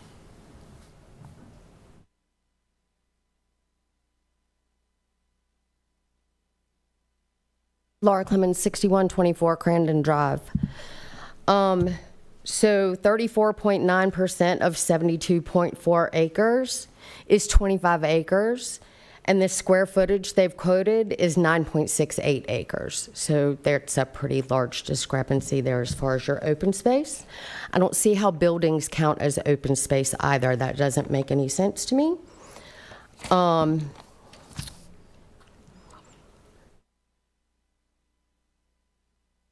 Questions for you guys, because I did a little research today. Of the 7,134 units that have been approved in the last year or two, what percentage of those are rentals versus owner-occupied? Does anybody know? I think we're looking for you to state your opinions and so forth, but I don't think the council has to, and I don't know that anyone on council knows the answer to that. We'd have to get with our planning department. Just for the public, under state law, town council cannot regulate zoning based on whether it's owner occupied or not. The uses are the same. If they're residential, whether it's multifamily or single family, the impacts are the same, whether they're rental or owner occupied. Under state law, that is what it's considered. Rental developments have a far higher crime rate, both property crime and violent crime. There's studies that have been done by Chapel Hill University that I read today. So you are approving a plethora of rental communities that are absolutely going to impact the crime rates in Garner as a whole. Are you trying to attract people to Garner, or are you trying to push people away? That's my question. Okay, thank you very much. All right, who's next? Anybody else? There were a few others that signed in and then crossed their name out indicating that they did not wish to speak. So if you want to allow them to speak at this time. Okay. That concludes everyone on the list that All indicated right, they did wish to speak. we're going to take a recess in a few minutes, but I'll hear from another person or two. Sir, you didn't sign up, is that right? But you said you want to speak? Come to the podium, please. Give us your name and address.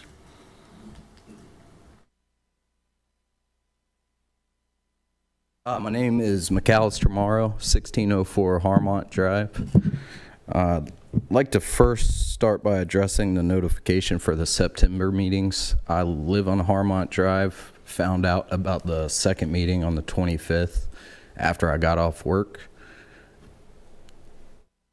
Call me busy, whatnot. I can 100% assure you that the attendance would have been substantially higher had the entire neighborhood been notified of any of these meetings. Absolutely.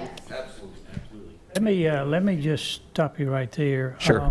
I'll be happy to confer with staff, but my general understanding is that proper notifications were submitted. They were submitted per our policy and requirements. I don't know if Ms. Jones cares to address that any further, but we've had a question or two from some out-of-town people. I believe you're referring to the neighborhood meetings. The planning meetings on the 15th and the 14th and the 25th. Right, so those were neighborhood meetings, and the notice went out from the developer based on a list provided by planning staff. What streets were those sent to? Should be in the packet. The neighborhood's not that big. I can assure you that the majority of the neighborhood was not notified whatsoever. Nope. Which is absolutely crazy, because pretty much one person from every house on my street would have been there. Well, I can assure you that the town is not seeking to deny. No, it's not your fault. Okay, I'm not saying it is. I'm just saying that the town has certain obligations it has to follow, and I'm reasonably confident that this town does all it can to do that, and I have not heard this accusation come up before, so I'm a little surprised that that's the nature of your comment. Well, that's the first of my comments, yeah, but that'd be how I'd like to start. I did give you my name and address. That's right, you did. I moved into the neighborhood when I was in 7th grade. I like to say I was raised in that neighborhood. I was actually the first real employee of Pelican Snowballs when I was a kid. Moved back to the neighborhood. Like I said, I'm on Harmont Drive. I've got 2 young daughters, 1-year-old and a 6-year-old. I'm a graduate of NC State. I own my own small business. Unfortunately, this is the first meeting I've been able to get to because of those young kids. And going back to what I was just saying, within 200 yards of my house, I have other neighbors with young kids that would love to be here as well, and they just can't do it. I know my other neighbors have mentioned it in previous meetings, but I want to reiterate that Colonial Heights is an actual neighborhood. We talk to our neighbors, we keep up with our neighbors, we treat each other like neighbors. The previous presenter kept referring to this development as a neighborhood. Well, it's hard to call something a neighborhood when it's full of renters, even if it's half of them. Sorry, I'm jumping around here. My business has me, excuse me, all over Raleigh, daily basis. City's growing exponentially. It's too fast in my opinion, but you know, that happens. Neighborhoods like this are becoming hard to even find and very few and far between. People don't know their neighbors because they're renting homes. There's no reason to set roots because you might be gone. There's no reason to get to know anybody.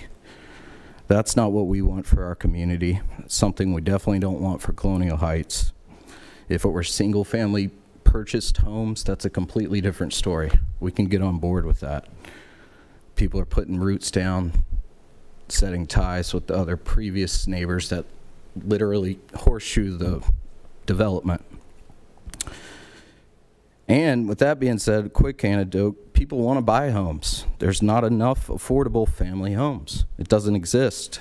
I've got a friend in her mid-30s. She's a public school teacher. She can't get approved on a $1,400 a month mortgage. But people are more than happy to set her up with a $1,400 a month rental payment all day long. That's not what we need. These people need homes. Our neighborhood we wouldn't be here if they were putting purchased homes in this neighborhood. But that's not what we're looking at. There's other developments, like everybody said, popping up all over the place. We're seeing it in the traffic already. Traffic patterns have not been updated. And I'm not here to speak out against the development. I just don't want this development. Nobody does. We're in a city that's getting busier and busier, and I don't want to see our neighborhood and the surrounding area turn into that. I've always viewed Garner from the day I moved here as the calm between the storms. These guys are the storm. No offense, but I'm a young guy. I avoid North Hills like the plague. We don't need that down here. And final comment is we just heard a full presentation about playing golf in the Garner area on a simulated screen while we shut down a golf course. So that's all I gotta say. Thank you for your time. Thanks, sir. Okay. You don't have anybody else, so, okay. All right. There's no one else on the sign-in sheet. Okay, this is a public hearing. I'm trying to be sensitive to those of you who want to speak. We've been at this for a while. Is there someone else who has a viewpoint that you think hasn't been shared? All right, ma'am, would you come forward and state your name and address, please?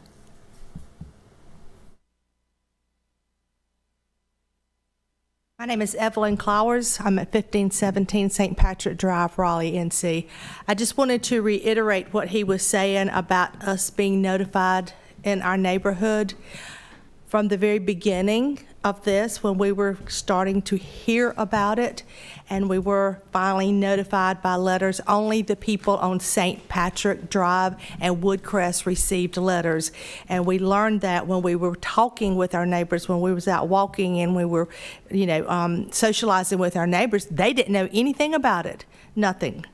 So I don't know what happened with that, but everyone in Colonial Heights did not receive a written notification of what was going on or the meetings, and we have shared information as best we could amongst ourselves, trying to get in touch with all of our friends and neighbors on the other streets. So people that were on Crandon and Malibu and Bickey and North Sharon, South Sharon, a lot of those people still don't know what's going on.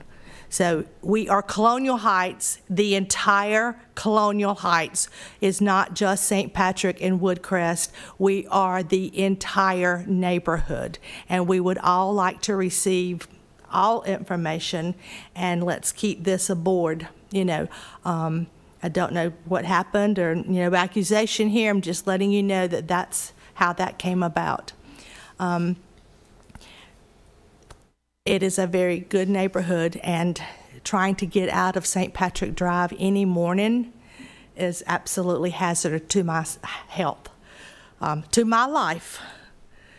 So there again, the traffic situation, adding more people, and then as the other ladies spoke earlier in the evening about the schools, where are we going to put these children? Our Garner schools are packed as it is. So I hope that all of that is taken into consideration, and that from here on out, everyone in Colonial Heights will be notified of any actions that are going on. Thank you very much. Thank you so much for your time. Okay. Just on a personal note, I would say I was just in your neighborhood last week visiting a friend that I know there. So I do know the neighborhood pretty well, and I've been there on several occasions. Anybody else wish to speak here this evening? Just real quick, I live on Woodcrest Drive. We never got a letter or anything. Come to the podium, please, sir. 6100 Woodcrest Drive. We live on Woodcrest. We never got. Sorry, could you identify your name and address again? Chris Dion, 6100 Woodcrest Drive. We just got an email, right? How did we find out about the meetings? Oh, I signed up. Yes, yeah, we signed up. For the town of Garner. For the town of Garner, because we saw something was going on there. Okay. Thank you. Yes, sir. Thank you. Good evening. My name is Robin Vanderwall. I live at 1509 St. Patrick Drive, Raleigh, 27603. I'd like to talk about it more from a moral perspective. The house I live in, my mom and dad bought it in 1963. I grew up in Garner, went to Fred A. Smith, went to East Garner, went to North Garner, went to Garner Senior. If anybody asked me where I was from, I said I was from Garner. But as you guys know, we've never been part of Garner. We've always kind of been that other part of Garner. the part that doesn't get city services, the part that doesn't get the emergency services. We're not upset about that, but now we've woke up and Garner's all the way around us, literally.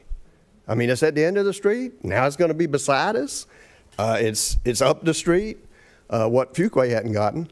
So I would just like to say to y'all that part of what you're hearing is a frustration that we don't really have a legitimate voice here because we can't vote for you. But if we could vote for you, we would pay very close attention to what you do with that. Absolutely. Thanks, sir. Thank you. Okay. Okay, anybody else? We're going to wrap this up in the next few minutes, or at least I'm going to take a recess. Can I ask? I have questions to ask. Ms. Haldeman, can I ask you some more questions? I hate to saddle up this diagram, but I'm sorry. I got questions. Okay, you showed us the picture. There was going to be amenity areas on both sides of the pond, correct? Yes, sir. Backing up to the pink is the townhomes and the yellow is the multifamily, correct? Yes, sir. Okay, so does that mean there are two distinct amenity areas or just one? There's two distinct amenity areas, one on each side of the pond. Is that what you'd like me to confirm? Well, since the chart says one, yes. Since the chart's got all kinds of errors, yes, because the chart says one, so there's two. So there's two at 16,500 square feet each. Minimum size, yes. Okay, so there's two. Okay, all right. We talked about the tot lots and I. Now, I says on the one chart, not that one where it's got the diagram, it says there's 3 village tot lots, 3 I's. Okay. But down the chart, they call them pocket parks. They're all 2,000 square feet. Are they tot lots? Are they pocket lots, 2,000 square feet? Or are they a combination? Or what the heck are they? Sure, I understand the question. So as I understand it from the visual and being familiar with the site and the thought that's gone into these preliminary open space areas, I is meant to be a playground. It will also have identities of a park area. There'll be seating areas and things like that. But the intention is for I to be, a tot lot, which is also a playground. So we'll get that amended. Okay. And then I get back to the playground, which is F, and it says there's two on the chart. It says 2 playgrounds, 8,000 square feet each. It shows 16,000 square feet. There's only one F on your chart. Yes, sir, and I think we've acknowledged that the I on the far western side there should be F. Well, if that's supposed to be F, then where's the other I going to go? Because it shows 3 I's. Now, I hate to say this, but if y'all can't come here and make a presentation on a simple chart that in 5 minutes I can chew up and spit out, I don't trust anything that you're bringing to us. I sit here on this little bitty chart and can eat y'all up. If y'all can't prepare this crap better than that, this is just horrible. It's just a simple little chart. I'm just looking at the chart and reading what you're saying and going back and forth. I looked at it earlier when I was preparing for the meeting thinking, this doesn't jive. I mean, you can't even get the charts right. I have no faith in anything that has been said by y'all. I hate to say that, not offending you personally, but if the preparation of everything else is that bad, then we got a problem. That's all I can say. It's just one simple little part of this whole presentation, which is a big presentation. There's a lot more involved, storm water ridge lines, buffering and all that. But just to take that chart and just shred it real easy, I'm sorry. That's all I have. Thank you very much. I'm going to call a 10-minute recess. Lack of respect for us. This meeting is recessed and this council in this town. Okay. Bring crap like that to us. I'm sorry. Period.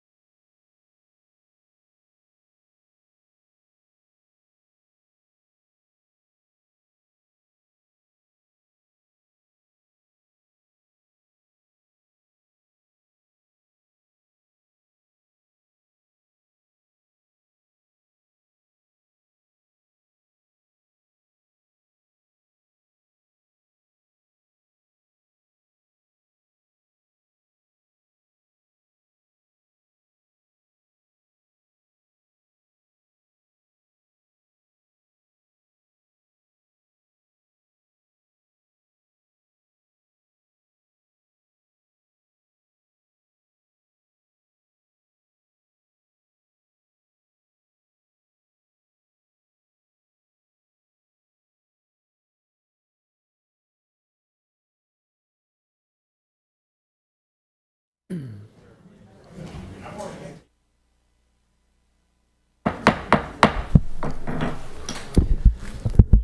if you've been to our meetings before, you know when the bell rings, that means it's time to start back. As the mayor and presiding officer, let me just say a couple things as we begin back. First of all, I have sat through a lot of meetings, as has this council, and I understand that meetings can get very contentious. People get upset, and when they're upset, they sometimes, we all don't respond as well as we should. So I will say to all of you here that if I've offended you by my comments, it was not my intention. I'm not perfect, so I know that I can do that at times.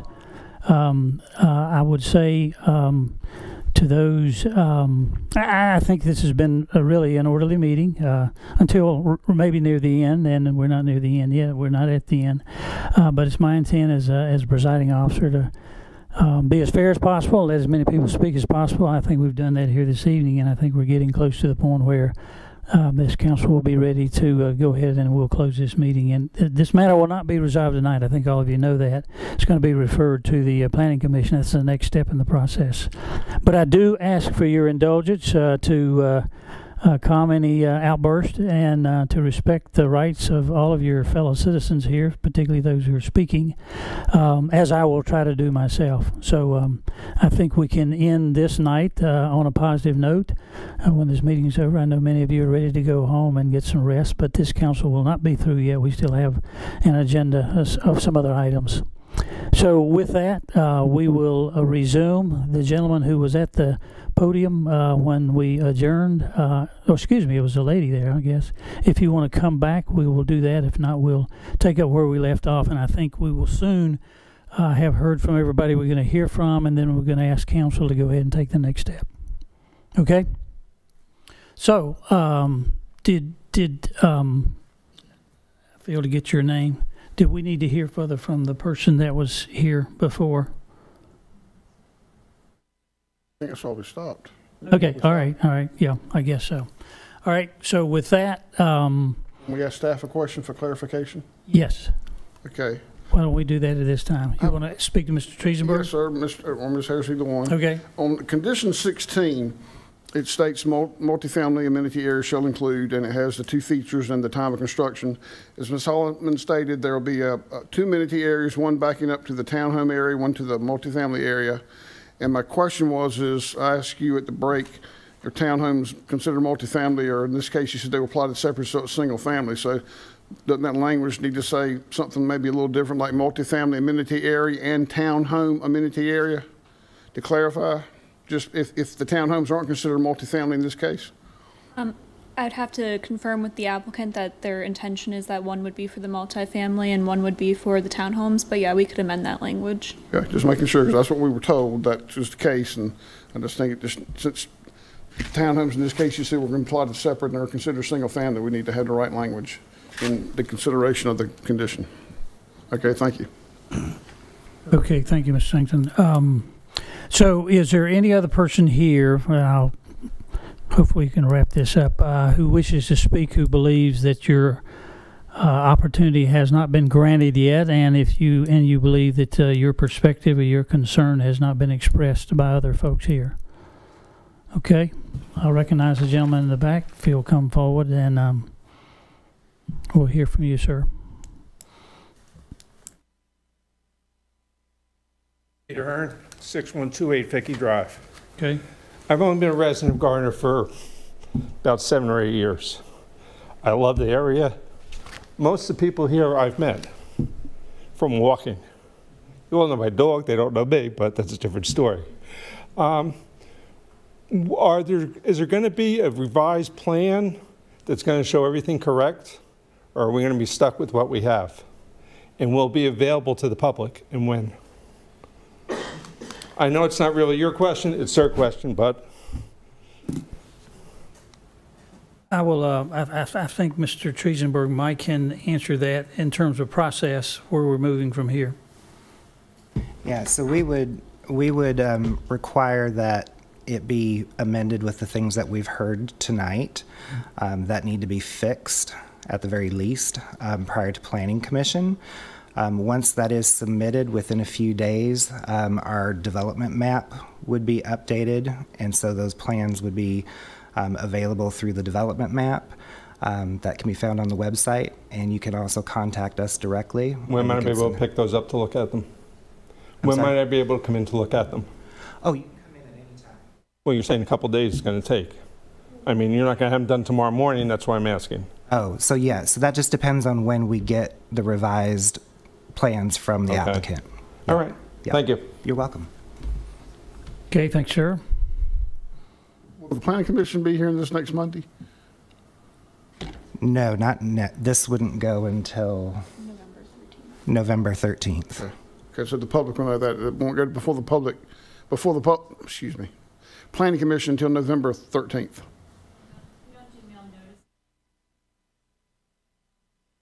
Okay.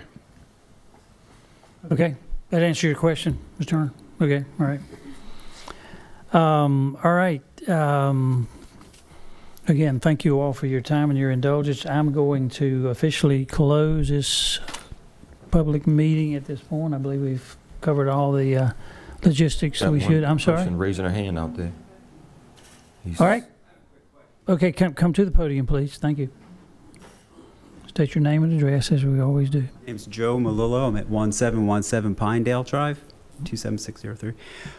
After the Planning Commission, it's my limited understanding that the approval process is usually a closed process, but it could be considered open to the public when we get to that point. I just wanted to put that forward if you all could think about that.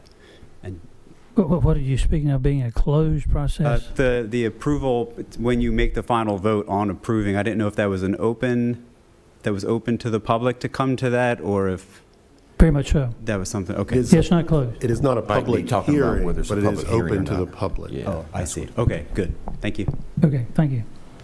Thank you. The discretion of the council, you can open a meeting up to the public if you so choose, but that meeting would not be a public hearing per se like this meeting is. Right, but it'll certainly be done in the public.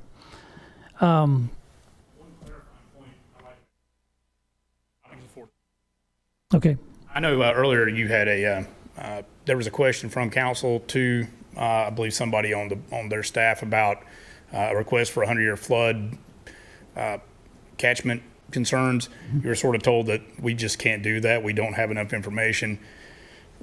The issue from my perspective on that is, and I'm just putting this out for y'all to think about, y'all are going to give them a conditional based on 70% impervious, which is what they're asking for. There is nothing saying they can't do a 70% impervious overlay on this property and provide a 100-year flood from that 70% impervious. That is standard, normal practice. Any engineering firm can do it. It ain't some magic calculation. This is standard civil engineering work. They absolutely could have provided that data had they been willing to do so. My assumption is, and this is me talking personally here, is that they know that the retention amount, if they were to show that, would be well in excess of the amount of current pond area they have. And they do not want that put out in public until they absolutely have to. And that's all I have to say. Sorry, could you identify yourself for the record? Sure, yeah. Just, yeah. Yes, ma'am. Gladly. Nathan Blanton, 1709 St. Patrick Drive, Raleigh, 27603. Thank you. I'm just trying to help the clerk when she has to do the minutes. Yeah. Thank you, Ms. Jones. Okay. Anything else from council? Closing the public hearing, and council asked for a motion for the next step, but you know what it should be.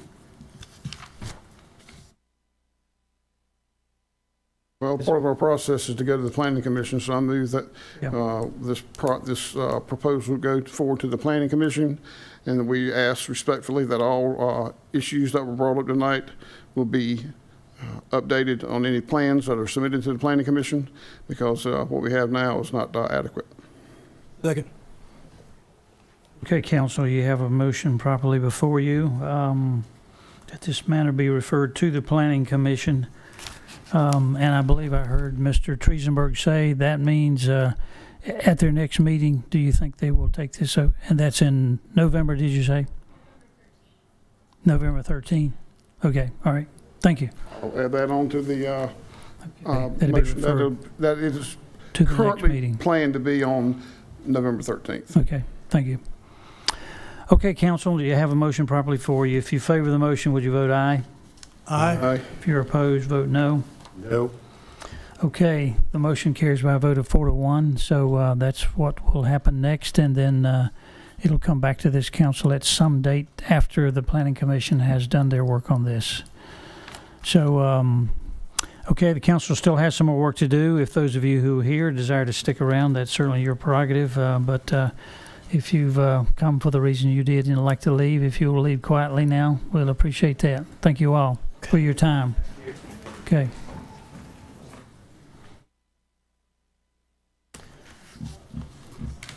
So, council, we do not have any items under new and old business.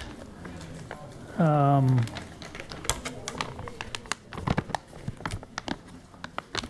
going to ask if there are any committee reports at this time. No committee report? No. No. Thank you. I will now ask our town manager if he will give his report. Yes, Mayor, Town Council, you have several reports in your agenda packet, and now I'll add a handful more. Garner's Fireman's Festival will be held this weekend, October the 7th, at 11 a.m. at Fire Station 1, and that's at the corner of Benson and Benson Road and Main Street. Friday Family Flicks is showing Guardians of the Galaxy Volume 3 on Friday, October the 13th. 7 p.m. on the Garner Rec Center lawn. And the GPAC, Garner Performing Arts Center Playhouse, will be showing The Reluctant Dragon on October 21st at 10 a.m. and at 2 p.m. The first showing is sensory friendly. A couple of other things to mention is you received the email today about the development pipeline and some technical issues we were having with that, so we're trying to work those out. I think we presented a paper copy, and we'll send those periodically until we can get the online version corrected. The comp plan schedule, we're looking at that. We did not get, we sent the final edits to the consultant, have not received the final copy, so we will not have that on the meeting in the next 2 weeks. So looks like that it would possibly come back, I believe, first meeting in November at the earliest. Is that's correct? So that would be the November 7th meeting. Okay. Oh, 6th, I'm sorry. Yeah, we moved that meeting to the 6th because of election day. So November 6th. What day is that? That's on a Monday, I guess. Yeah, okay. Monday, November Thank you. 6th. Yeah. Monday, November 6th. So, but the consultant is working on our, the response, council's response to that last version. And then Councilmember Dellinger had inquired about the ETJ schedule, and the planning director, Jeff Triesenberg's been working on that, and he forwarded some information to the manager's office today, and we'll review that and get that to you tomorrow. We'll send you something on the typical schedule for a ETJ expansion, and presenting that, applying to the county for that, and the other things that go along with that work. And that's all I have. Okay, council, you've heard the manager's report. Anybody have a question or a comment on the information he shared? Okay, go ahead. Clarify. So we're going to have 2 Monday meetings in a row. On the Yes, 30th, because we're going to have and the October 6th. 31st. We moved it to October 30th because of Trick or Treat the Trails. And then we moved the one that was going to be on Election Day to November 6th. So yes. Old habits hard to break. You're right. Going back to a date that, or a day we're very familiar with. Okay, thank you, Mr. Manager.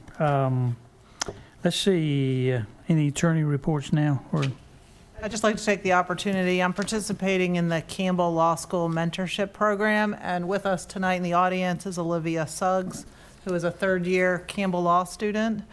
So she'll be participating in activities with me throughout the school year.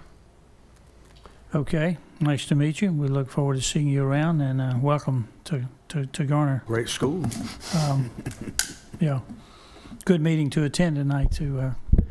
But we don't always have meetings quite this lively, but at any rate, we did tonight. Thank you for being here. Okay, we'll go to council reports. Let's see, I'll start with Phil, I guess. Phil? I don't have anything, Mr. Mayor, at this time. Okay, Mr. Singleton? I was going to mention, some of you may have seen that Mark Massey had passed away. Many of you, if you lived here for many years, knew Mark. He participated in athletics in Garner for as long as I can remember. He coached, he mentored.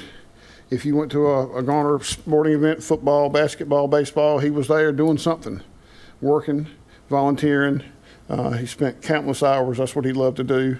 If you noticed, something noticed on the Trojan Athletic on the Facebook, you had several people who he coached said, thank you, coach, miss you, coach, RIP, coach. So he had caught kids like in the Gainesville softball and the young baseball kids on up.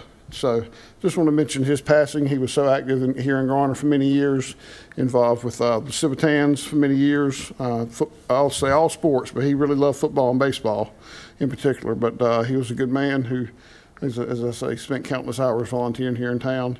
I know our Parks and Rec folks, most of them knew who he was.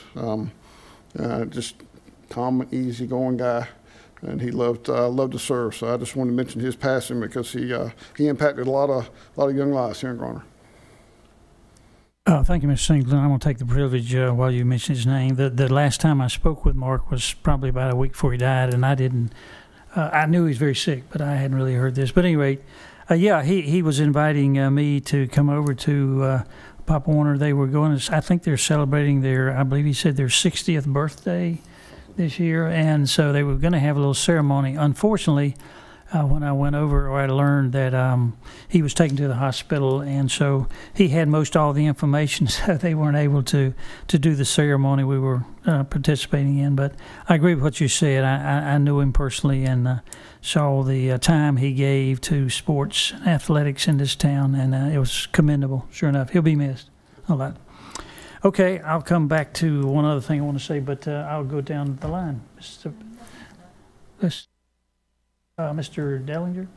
Yeah, the question, I may have missed it in an email. What is the status of the two text amendments I requested to be drafted? One on requiring a second public hearing and the other requiring council consent for setting public hearings. Yeah, they were included on the last schedule that we gave you for upcoming, and they were included on the October 31st work session. Okay, it didn't specify what they were, because I know there were other text amendments related to the comp plan, so I didn't know if that's now I don't know the status of them being drafted because the planning director was out of town at the time, so I don't know what his schedule is and whether those will get moved out. But that's what those were. Okay, I didn't know, because I know originally the comp plan was going to be in the second meeting, and so I didn't know if some of the text amendments that were related to that were what that was referencing. Okay. We just added it to get it on the schedule. And the other question is on the pipeline. Is there any way to get any information on the website available to the public, even if it's an Excel spreadsheet or a grid chart? It's hard. I didn't see the email, but there has to be a way to export you track it internally, and it's not proprietary information, so there has to be some way to get it available to the public, even if it's static and updated monthly. So yeah, we can certainly do that. Just an export to PDF. We'll clean up the column widths and what have you a little bit, and we do have the completed columns, so we can filter those out so it's not super huge. Yeah, and Alex, I can ask Alex, our GIS analyst, to go ahead and try to and put that into his monthly routine, because we do get those submittals right now on a monthly basis. So we can update it at that time. We just make the caveat, try to be clear about that on the site, that it's not, necessarily In real time. right. Yeah. Yeah, and it doesn't need to be linked to any GIS, just this Excel spreadsheet. Yeah, something. yeah. He just he kind of helps keep track of all that stuff together. So yeah. Jeff, the online map though is available on the website.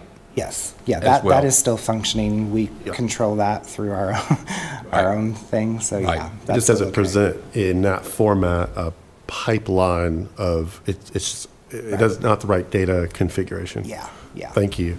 The other just comment is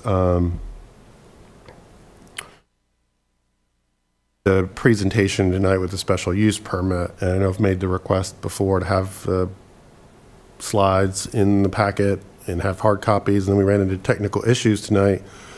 We might have had a situation where the presentation didn't work, and we have a special use permit that an applicant is kind of desperate to have the business done. Having those hard copies available would have been handy if something had gone wrong there. Last thing is I sent to council a tree canopy report that the county had provided, and I think it might be informative sometime later in the year to get someone to come and report on that. It's a lot of really interesting information on where we are and what some of the danger areas are and the benefits of the canopy in terms of heat and property values and things like that. So maybe November, December, something light that we could look into. That's all I've got. Thank you. Mr. Vance. I have nothing tonight. Okay. Nothing. As mayor, I would just report it was my privilege to represent our town at the ribbon cutting for the Wake County Emergency Operations Center, which was yesterday, I guess it was. At any rate, it was a well-attended event, and if you get a chance to go by there, this was, some of you will know, this was the building where the Wake Board of Elections was in previously, downtown Waverly Building, I believe it is. And, it's a very nice facility, and there were a number of people there to talk about the, and they gave us a tour of it. So if you get a chance to go by down there and identify yourself, I'm sure they'd be happy to let you take a tour through it. It's very nice building, upgraded from what they had before anyway. All right, with that, I think we're through there, and so I believe our next item is to go in a closed session. Is that right? So I'll entertain that motion at this time. I believe I know the attorney has some matters, and then there's a sort of a personnel matter to deal with. Anybody want to give a cite, or maybe we'll ask the attorney to give us a cite and we'll just motion off that. Yes, the site would be 143-138.11A5 to discuss land acquisition, and 143-138.11A6 to discuss personnel. Okay? So moved. Second. Thank you. Motion made, probably seconded, that we go into closed session on the basis of these statutory sites. So what is your pleasure? If you favor the motion, would you vote aye? Aye. Any opposition, no. And it is so ordered. We will retire to the closed session room. So let's do that at this time.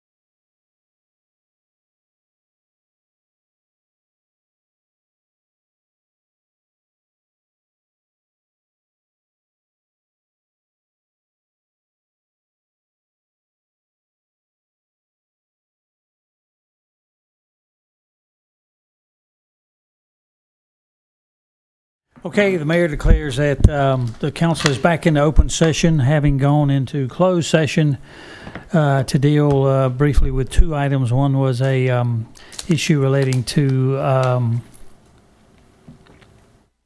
Acquisition of property. excuse me, yes. Couldn't think of acquisition there. Acquisition of property, and discussion was ensued, and instruction was given to council regarding proceeding on that. The second matter had to do with a personnel issue regarding an evaluation, and the council made provisions for some dates and times that this matter could be completed. And with that, I am now asking this council for an adjournment of our regular meeting. So moved. Okay, motion made and seconded. All vote aye if you're in favor. Aye. Okay, it is unanimous, and I'm going to declare this meeting of the Garner Town Council to be adjourned. Thank you all. I really appreciate it.